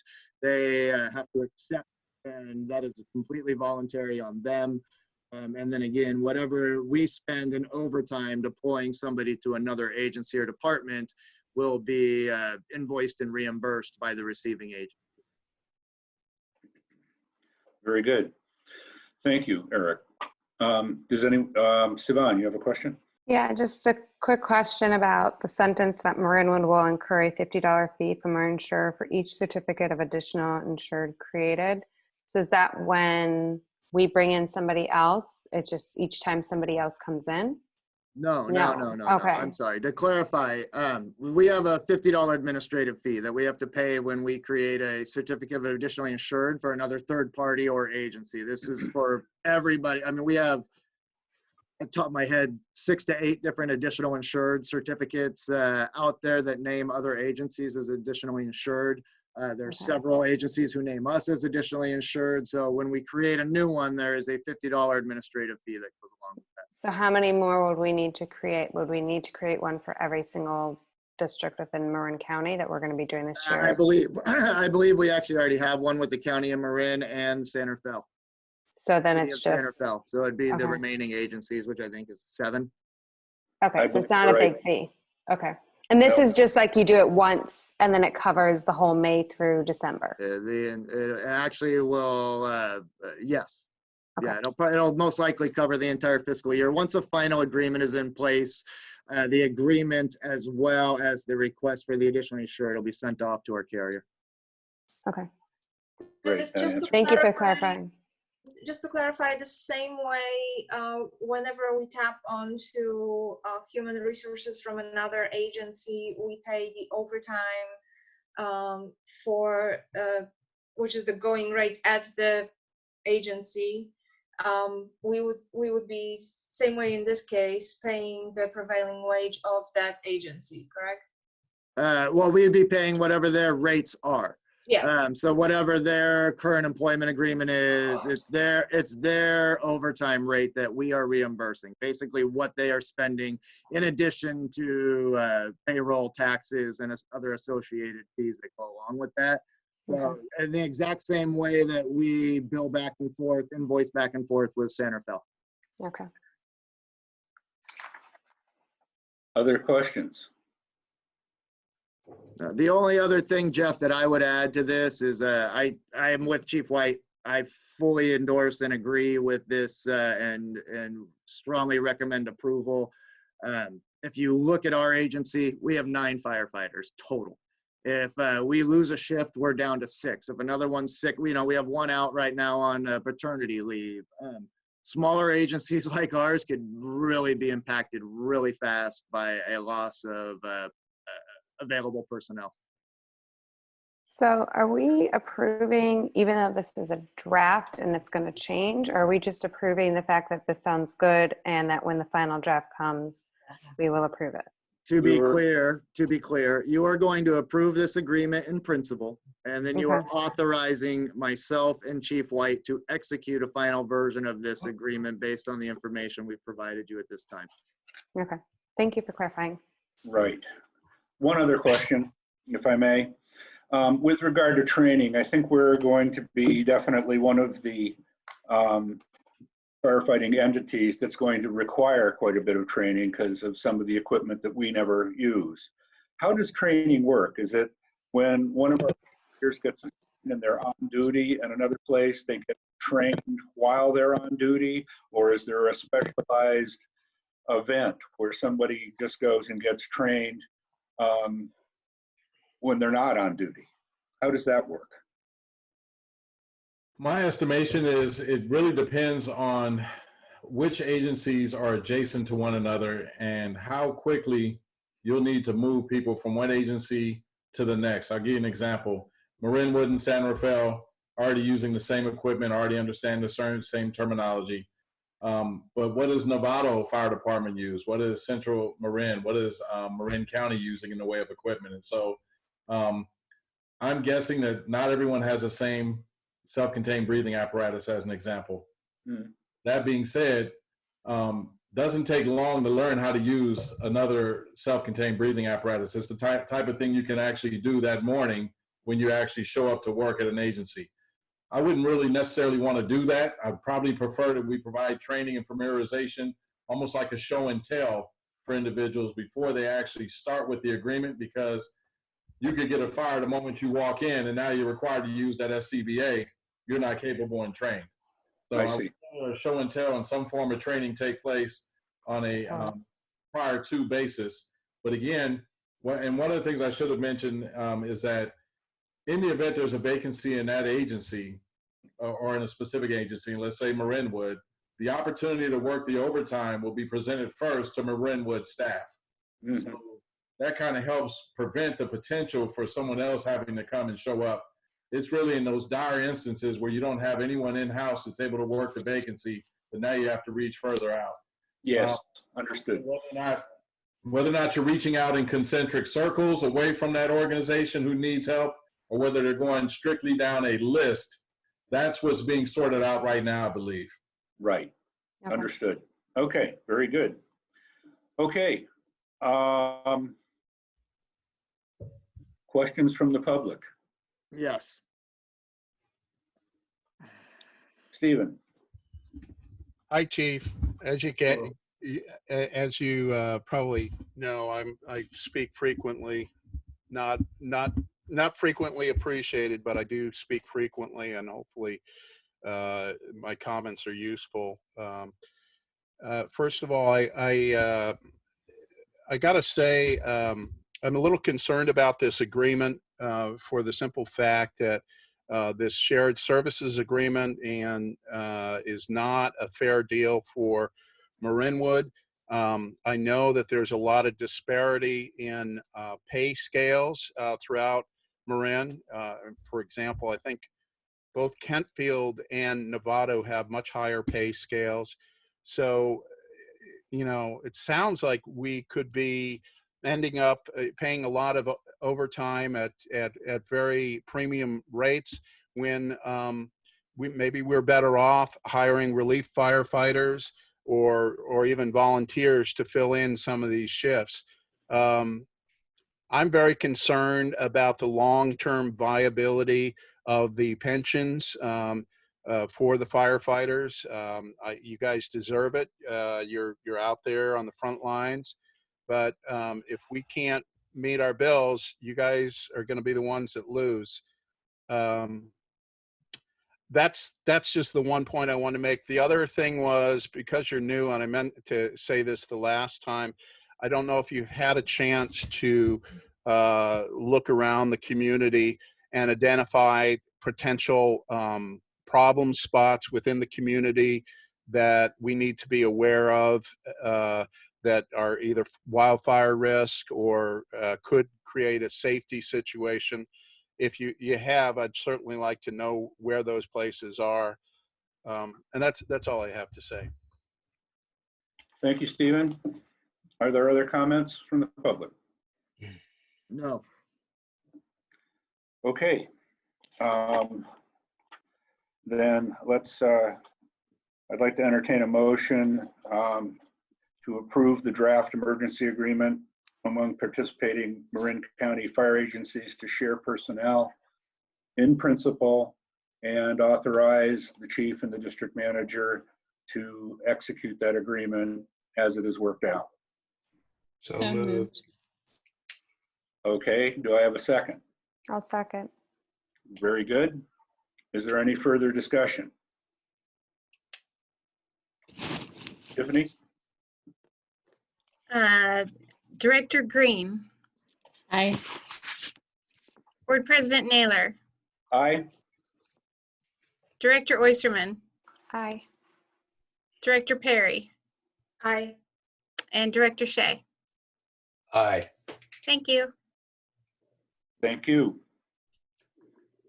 Very good. Let's move to G3, appointing a Marinwood CSD Board Director to the Marin Wildfire Prevention Authority Board of Directors.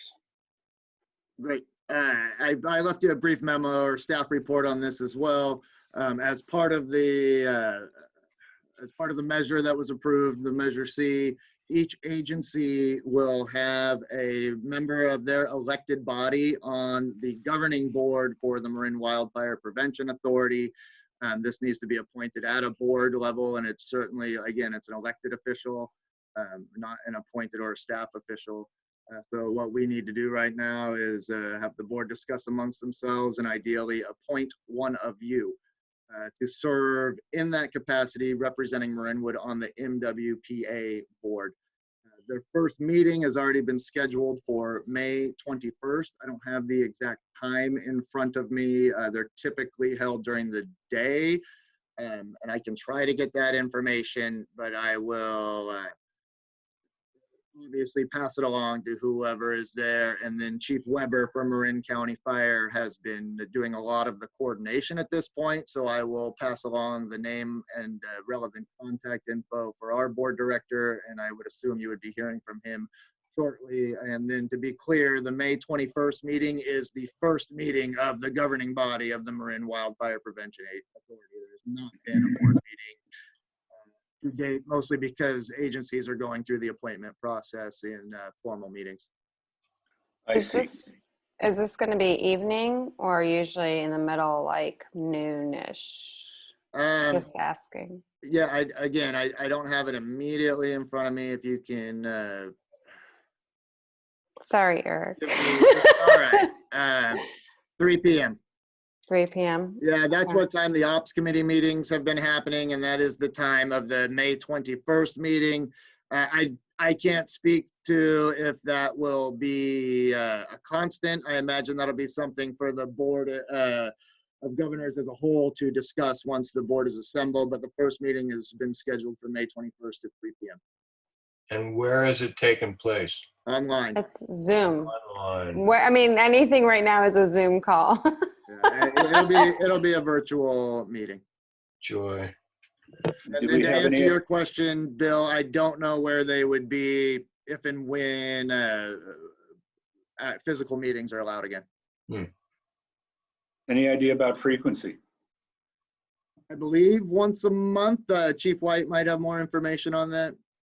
Yeah, I wouldn't see them having to meet more than once a month. I think the ops committee and the technical advisory committee and the others are all working and pushing information up for decision making, but I don't know that they'd have to meet on a regular basis unless they, for whatever reason, weren't getting what they were looking for and made a decision to come back sooner.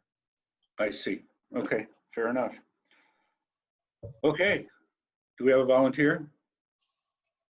I mean, I'm willing to do it. I think it's an interesting thing to do. I just am concerned about the childcare situation. But right now I can technically do what I've tried not to do, which is turn on a movie for my kids and do a Zoom call. But if there's somebody else who thinks that they might be able to do this long-term better than I can, then I'm happy to let them. Okay. I'm also happy to do it. Yeah. Okay. I'm Jeff? sorry, I'm not able to do it because I work until 3 p.m. So sorry. Well, don't let it happen again. I hope I keep my job.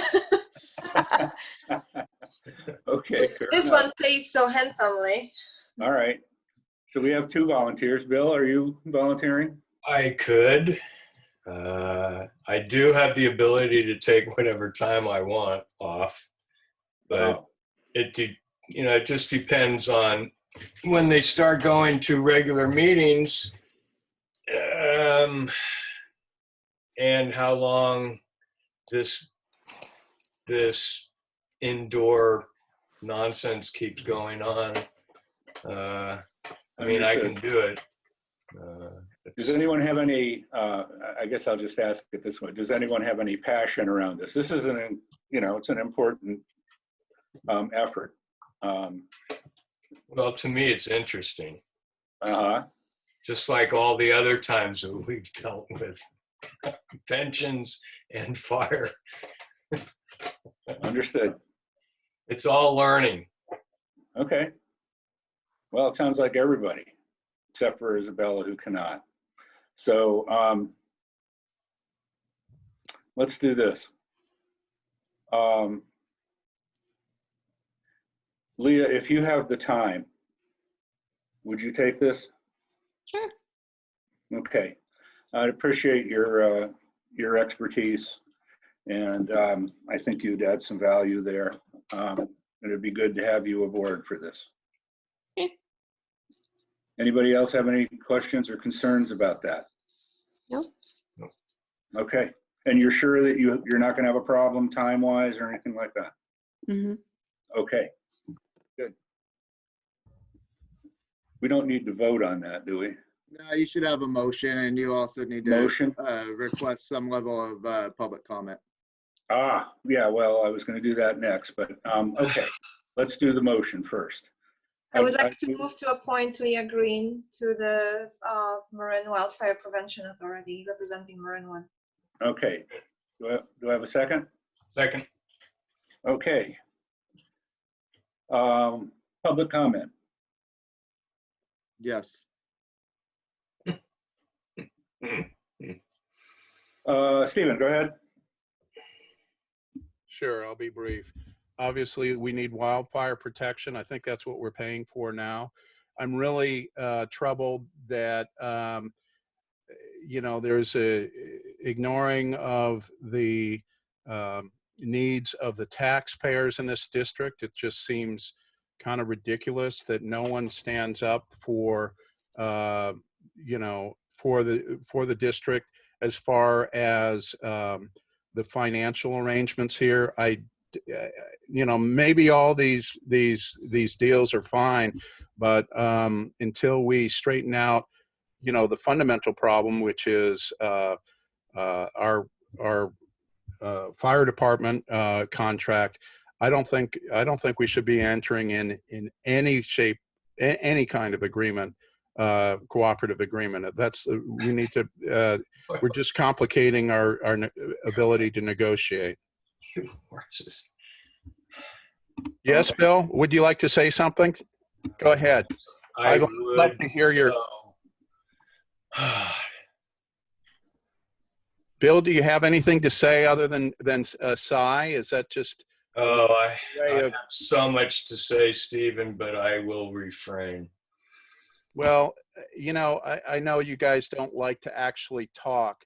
I don't know who you think you are, what you represent, but you are not. You are a democratically elected board, and you do have responsibility to interact with the public. And quite frankly, I believe the way that you guys are acting tonight, as most nights, it's disgraceful.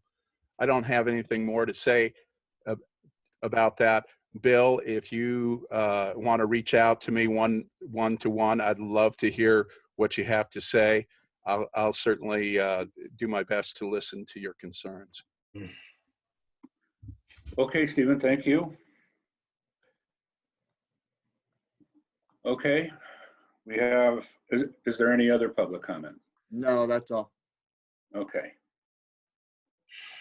So we have a motion and a second. I'll motion to appoint Leah. I think we already had. Okay. I'm sorry. Yeah, we had a motion. Isabella moved and Bill seconded. Right. As I tried to say, we have a motion and a second. Sorry. So Tiffany, if you'd please conduct the poll. Sure. Director Green. Aye. Board President Naylor. Aye. And Director Oyserman. Aye. Director Perry. Aye. And Director Shea. Aye. Thank you. Very good. Thank you all. Okay, item 4, G4, data next fire commission meeting tentatively June 2nd. Correct. Okay, Thank you. Chief, thank you very much. Thank you, Chief. Have a good night. Thank you. Have a good night. Thanks, Chief. Thank you. Thank you, Chief. Pleasure meeting you all. Same here. Okay, item H, Park and Rec matters. Recreation, item 1, recreation and park maintenance activity reports. Luke? Thank you, Jeff. Well, I'm just going to briefly go through what the recreation department has been up to since we last met, and then we can kind of take questions. I'm sure there'll be items of interest to all of you. But yeah, so the rec department has been extremely busy, working from home mostly, and we've been meeting extensively over Zoom and some phone calls. One, just responding to the current circumstances, which has required some canceling of programs and a lot of communication with our program participants, dealing with refunds and dealing with our instructors, a lot of which have thankfully been willing and able to move some of their programs that can't be held physically to virtual versions of their classes, and we've been directing our participants towards those websites and various opportunities to keep everyone engaged. So that's been nice that we've had the ability to do that. But one of the main things we've been doing is planning for whatever summer programs we will be able to have once the health guidelines, as they continue to evolve. The main one being our summer camp program and of course the pool season. So we've been working with the community in Marin of other recreation and park professionals, meeting regularly on calls with the other agencies, as well as in the greater Bay Area with recreation professionals there and all of California through the California Parks and Recreation Society. Multiple meetings a week, putting our heads together, going through the current guidelines, and coming up with plans for how to potentially run some of our programs in light of the restrictions and the guidelines, and trying to come up with plan A, plan B, plan C, plan D, depending on what we're allowed to do, that we can pivot and be able to actually put that plan together and be able to offer whatever we can to our community this summer. So that's been a big undertaking with a lot of unknowns, but it's been a fascinating process working with all these other agencies to kind of formulate some ideas and run things through each other. And we've come up with a lot of ideas and a lot of things. So that's one aspect. And regardless of what we're able to do physically here at Marinwood this summer, we've come up with a number of programs that people can do that don't involve coming physically to the community center and running, being involved in programs with our staff. So we'll be releasing those within the next month, but a number of family activities people can do, taking advantage of the open space, some highlighting certain trails, some hikes, scavenger hunts, and having some of our instructors lead virtual classes, etc. Lots of those things, and we'll be announcing those as we finalize some of that stuff. Robin has spearheaded coming up with a virtual summer camp kind of program for people that aren't able to attend physically whatever program we're able to offer. We've come up with sort of a program in a box that will engage with some of our participants that weren't able to be here physically, and let them experience some of the camp vibe and camp world, and interact with staff and play some games, do some arts and crafts and things. And I'm really excited with how that's coming together. So we'll be announcing that in the coming weeks as well. So a lot of planning and just being patient, and as guidelines come in, figuring out how we're going to make this work and what we can do. And it's been extremely challenging with all the unknowns in place, but we are moving forward, and we do have a plan to run some semblance of our summer program this season, while adhering strictly to whatever health guidelines are in place at that time. Some of the main challenges with that are going to be, we assume at this point that there will be severe limitations on how many participants we can accommodate if we're able to run a program this summer. So scaling down our program and dealing with some of the foreseeable guidelines with participants not being able to mingle, and staffing small isolated programs, no sharing of equipment, no sharing of rooms, all these things that we're sort of foreseeing, trying to come up with how can we accommodate that, how can we keep costs down, and be able to do that. So those are some of the things. Also training staff in the meantime when we're not allowed to be in a room together is challenging, and we've been working with a lot of other agencies and getting information from the American Red Cross on how to conduct CPR trainings, first aid trainings, while we need to practice social distancing. And so we've been coming up with a lot of plans to be ready to go when the time comes. And that's been challenging, but also very interesting. We released in May just sort of a first trial edition of a digital newsletter that we've been kind of planning to do later in this fall as a way to engage with our participants more often than with just specific emails about programs, and with our big catalog that comes out in the mail. And we are excited to utilize that this summer to kind of keep people abreast of what we're offering, and we'll kind of tweak that and add to it. And we're excited to have that kind of new opportunity to engage, and we will use that this summer to help us put some of these virtual programs out there and keep people engaged with recreation if we can't all be here together in big groups, special events and whatnot.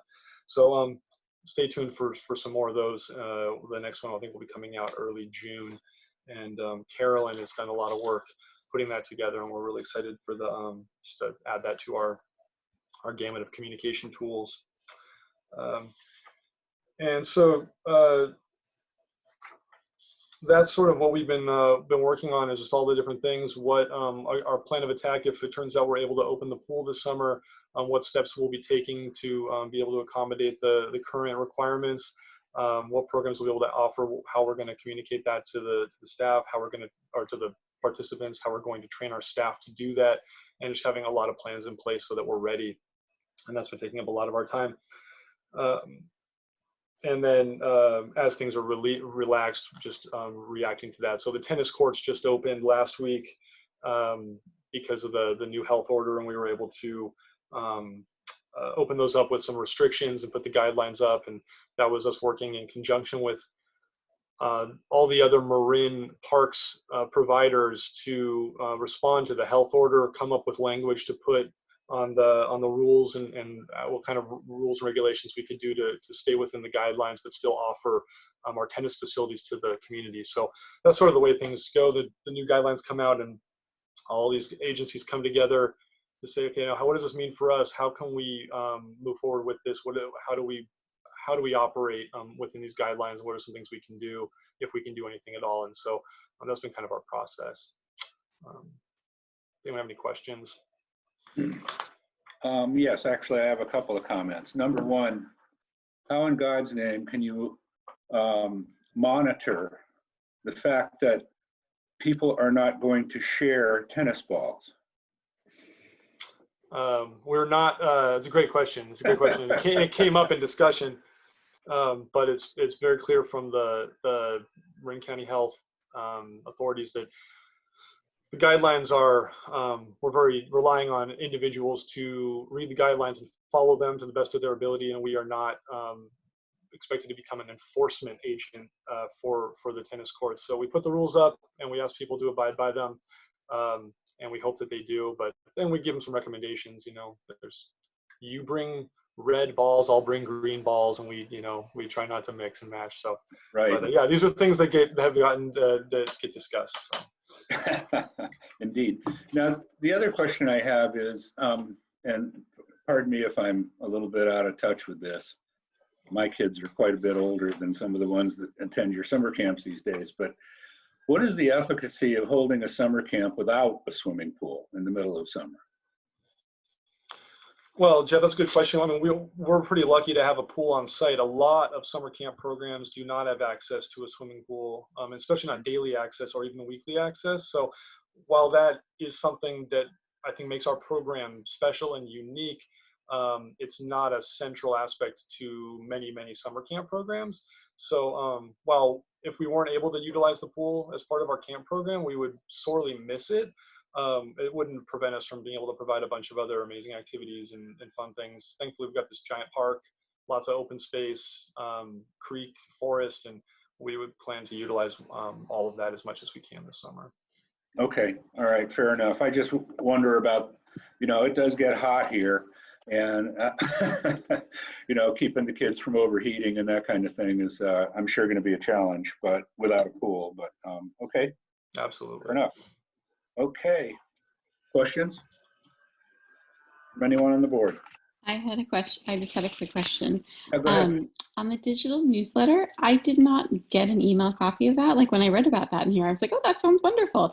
Is that a separate email list that's going out to, or was it like just a test one, or is there somewhere else I need to sign up for that? That's a good question. Yeah, yes and no. We were playing around with the format and the email lists using our ActiveNet, our registration software that we usually pull from.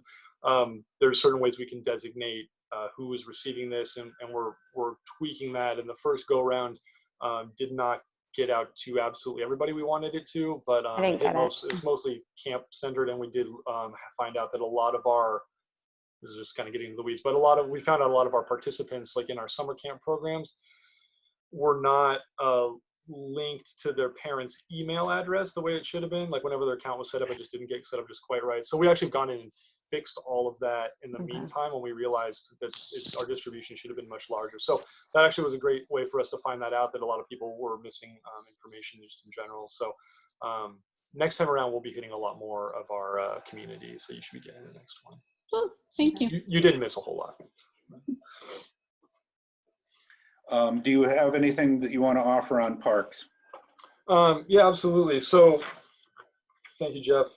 As far as the Parks and Maintenance Department has been working during this shelter at home situation, it definitely limited the scope of what we're trying to do and sticking just to what's been highlighted as essential services. So we've scaled back and put a pause on projects that weren't falling under that heading for the time being. And we've had our crew rotating, just taking care of monitoring the parks and playgrounds and the pool, the building, all of our facilities, just to make sure everything's in good standing, making sure that things are clean and there's no vandalism or damage, emptying all the trash cans and dog waste bins pretty much daily, and then addressing any concerns that come up. We've had a few irrigation leaks and some other repairs that have had to be made. So just keeping eyes on everything, keeping the paths clear, trying to keep the weeds at bay so that people can walk freely on our sidewalks and through the parks. And then we've had a few more major repair things that have involved a little bit more attention. And then just trying to keep things maintained for the time being. So that's been how we've been approaching parks maintenance during this time. And as they relax the guidelines, we will be tackling more and more, projects and other beautification things to get us ready for the eventual reopening of our programs and running camps and whatnot. Very good. Any further questions for Luke from the board? Siobhan. Siobhan. Just to confirm, the bathrooms are all, and the facility is all still locked down, so there's no need to be wiping down bathrooms and sanitizing because those have been closed to the public, right? That's correct. Currently, the park bathroom is closed, locked to the public. The porta potty has been removed for the time being, and the community center is not open to the public. We do have occasional staff coming through, doing various things throughout the week, and so the staff is sanitizing and wiping down the bathrooms just for the occasional use that gets. But the bathrooms at the pool aren't being used, and no other public bathrooms. And you guys will update us once, Eric, regarding the questions that I asked you before about camps. You guys will update us as you hear back from how we're going to do this once we get guidance. Yeah, well, everything again is going to fall, with the guidance that comes from public health. I'm sure most people, and if you didn't, there was a recent article that came out in the IJ about camps, and as Luke mentioned, our rec staff, Luke and Robin, are in constant communication with all of the other agencies. Not to mention, I'm on a phone call at least twice a week that also involves the public health officer, the deputy public health officer, and other various level of staff from public agencies across the county. The one thing I can say is a summer camp will be allowed. It will be open to all Marin County youth. Right now, the handful of pop-up childcares are only for healthcare and first responder personnel. However, the model of 1 week summer camp sessions just simply isn't going to happen. At a minimum, they would be 2 weeks, but my basic understanding is that it's probably going to be more like 4 week sessions, where you will have to sign up for the entire 4 weeks. They don't want kids bouncing around from camp to camps. It's really going to be these stable groups. So for us, our capacity to serve, really is going to fall under 2 categories. First and foremost is going to be staffing.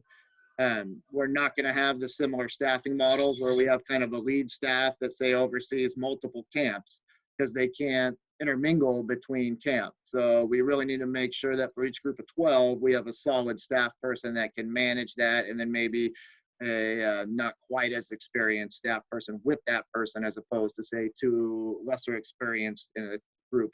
And then physical space by which to operate is going to be a big deal too. We've actually, prior to all the pandemic, we had agreements in place to utilize some rooms at the middle school. I've reached out to the superintendent, the assistant superintendent, and the middle school principal, requesting a meet and discuss regarding use of additional rooms, which would certainly allow us to serve more youth, staffing available notwithstanding. So we're working on what other avenues we can explore. I mean, what our community center is. We essentially have 2 rooms. So the vast majority of things are going to have to happen out of doors. The one thing I would say is, once these directives come from public health as to how they can be structured in maintaining these stable groups, again, my understanding, and I've been involved in some of these conversations, is there's going to be a consistent approach countywide.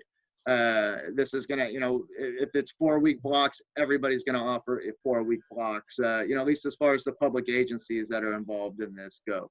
So there won't be, groups saying, oh, well, we're just going to do 2 weeks, or, hey, we're going to do 6 weeks. I mean, everybody's going to do things uniformly. And there's been actually inspiring cooperation and coordination amongst several different agencies. Luke and Robin are on weekly, sometimes bi-weekly calls and virtual meetings with these agencies. I have to take my hat off to Max Corton, who is the director of Marin County Parks and Open Space District. He's done a great job in coordinating a lot of this and has been very helpful in sharing information. But I actually feel with some of our other info and having conversations directly with public health, we're probably a little bit ahead of the game in terms of where other agencies currently are. But there's really, until we know what they're going to allow to do or what they're going to prescribe, it's hard for us to really say, okay, here's what we can do. Robin's been at work. We're operating under the assumption that it's probably going to be a minimum 4 week session blocks that are going to be prescribed. And then we'll just have to go from there. Okay. Very good. Other questions from the board? Okay, hearing none. Comments from the public? Yes. Yes, go ahead, Stephen. Hi. I believe everybody on the call is parents and raised young ones. Does anyone believe that these camp age kids, after being cooped up for most of the spring, are going to socially distance? Of course, the answer. The answer is no, and it's going to be hard to control. And our staff, maybe we'll have a little bit more experienced staff, but most of them are young teens themselves, who will also be, it'll also be difficult to get them to follow health protocols. So this is our risk. We are putting, we're basically being a sacrificial lamb here for the schools. We don't know if there's going to be, disease spread, but if there are, we better know what those risks are. And I'm talking about legal risk. as Eric well knows, lawsuits are very expensive and can put us back quite a bit in the budget process. I am very, I really think that it is very unwise to do a summer camp this summer. I think we really need to spend the time building up our, building up our camp, basically addressing some of the bigger needs in the park. We only have one outdoor bathroom stall. And how the heck is that going to remain clean? I don't know. It's been a problem for years. I just don't think we can manage this safely. Now, I also happen to believe that things aren't as dire as people say, but nevertheless, I think we need to have the most conservative approach as far as our children's health. Now, the other thing, so that's pretty much that. As far as the recreation goes, one of the things that shutdown has demonstrated for most of us is how important our parks and open space are for people to get exercise and enjoy. Especially our seniors who really do need to get out of doors, that really do need to exercise. We do not have adequate facilities for them to rest their weary feet. I've asked for park benches along the path. It seems very simple, and it's not very costly either. 4 or 5 benches along the path where someone can sit down and rest their feet. That would be really good. Our seniors may be indoors for quite some time. And so these are some of the projects we should consider. The other project that we really need to do is to get an additional bathrooms in the park, outdoor accessible bathrooms next to the tennis courts. This is a capital expense, but it's a well worth it one with the kind of volumes that we have. Normally we have 500 kids a day. I don't know what we're going to have this summer. And then lastly, with regards to summer camps, as you well know, Governor Newsom has suggested that schools will be starting up in July. So what this means is if in, say, 2 weeks, the governor says, okay, everything's great, well, we don't know what that means for us, and we're going to have to gear up to build this camp. It's going to be a money loser, I can tell you that right now. It will be a good service to the community, but it will be very risky and it will lose money, and it's very unwise at this time. Better to set our sights into achievable goals for this summer and utilize this brief pause to make our facilities better. That's it.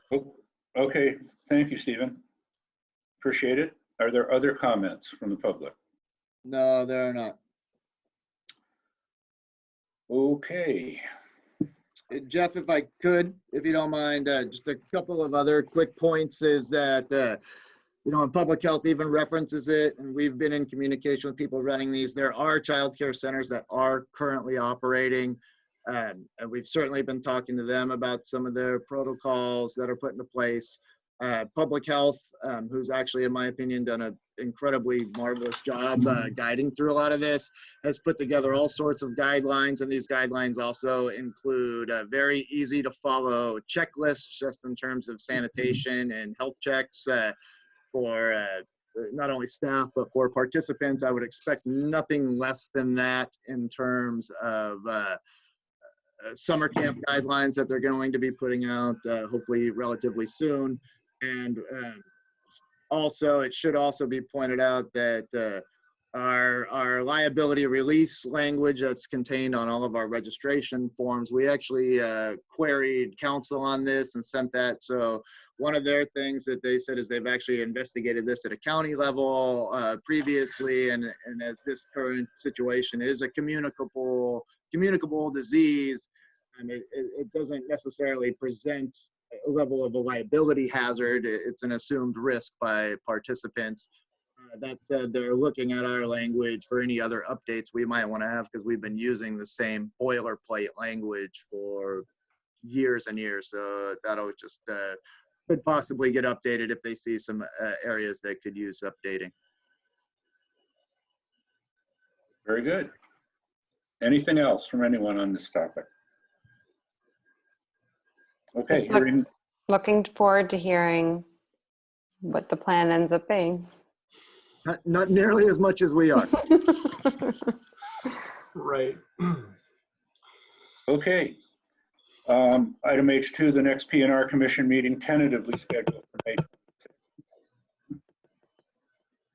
We'll move on to item I, board member items of interest, requests for future agenda items. Does anyone on the board have any items they'd like to bring up or requests for future agenda items? No, thank you. Okay, I have a couple real quick. In addition to those that Luke mentioned in his report, I'd like to recognize our preschool manager, Kate Kelly, who early on reached out to her class by distributing activity kits, almost as the shelter in place requirement was announced. Her dedication to her students is exemplary and deserves recognition. I just wanted to make that comment. And also in today's editorial in the IJ, they mentioned the grand jury follow-up report to salary requirements on websites and stuff. This was something that happened a couple of years ago and was addressed by our staff, and I think at least one board member, to make sure that we had everything out there on the website. While we were not specifically mentioned in this article, I did want to point out that we were not re-audited during this follow-up. To me, that implies that our staff's efforts to get our information out there has worked, and we're substantially in compliance. So I wanted to congratulate them on that basis as well. And I have nothing for future agenda items. Bella?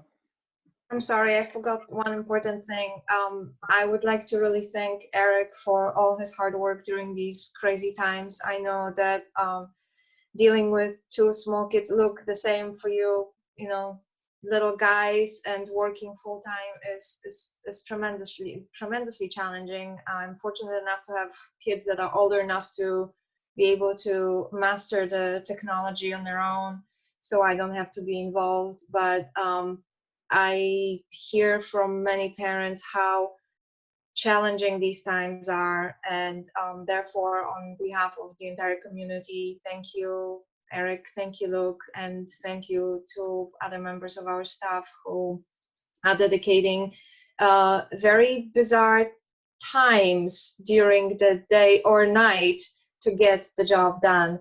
I appreciate it. Thank you so much. Yes, thank you. Thanks, Isabel. Anything else from the board? Okay, are there any items of interest or requests for future agenda items from the public? Yes. Go ahead, Stephen. First of all, good seeing everybody. Looks like everybody's in health. Same faces that I'm used to seeing. And actually, this goes back to what we can do. One of our great, we have many untapped resources here in Marinwood, but one of the biggest ones is the open space. And I would love to see that we put some efforts into maintaining trails, maybe building new trails. I know we could extend the Miller Creek Trail all the way down to the freeway now. And it just would be, you know, in terms of a building project, that would be a wonderful thing that we could do as a community. It'll be remembered well in the years to come. So my request is that you discuss it and implement a plan. That's it. Interesting. Very good. Thank you, Stephen. Is there anything else from the public? No. Okay. I think we've reached the end. Do I have a motion to adjourn? Motion to adjourn. Second. Okay. Tiffany, one more time. Believe it or not. Sorry, I was writing out my motion and second. Director Green, Hi. Board President Naylor, Aye.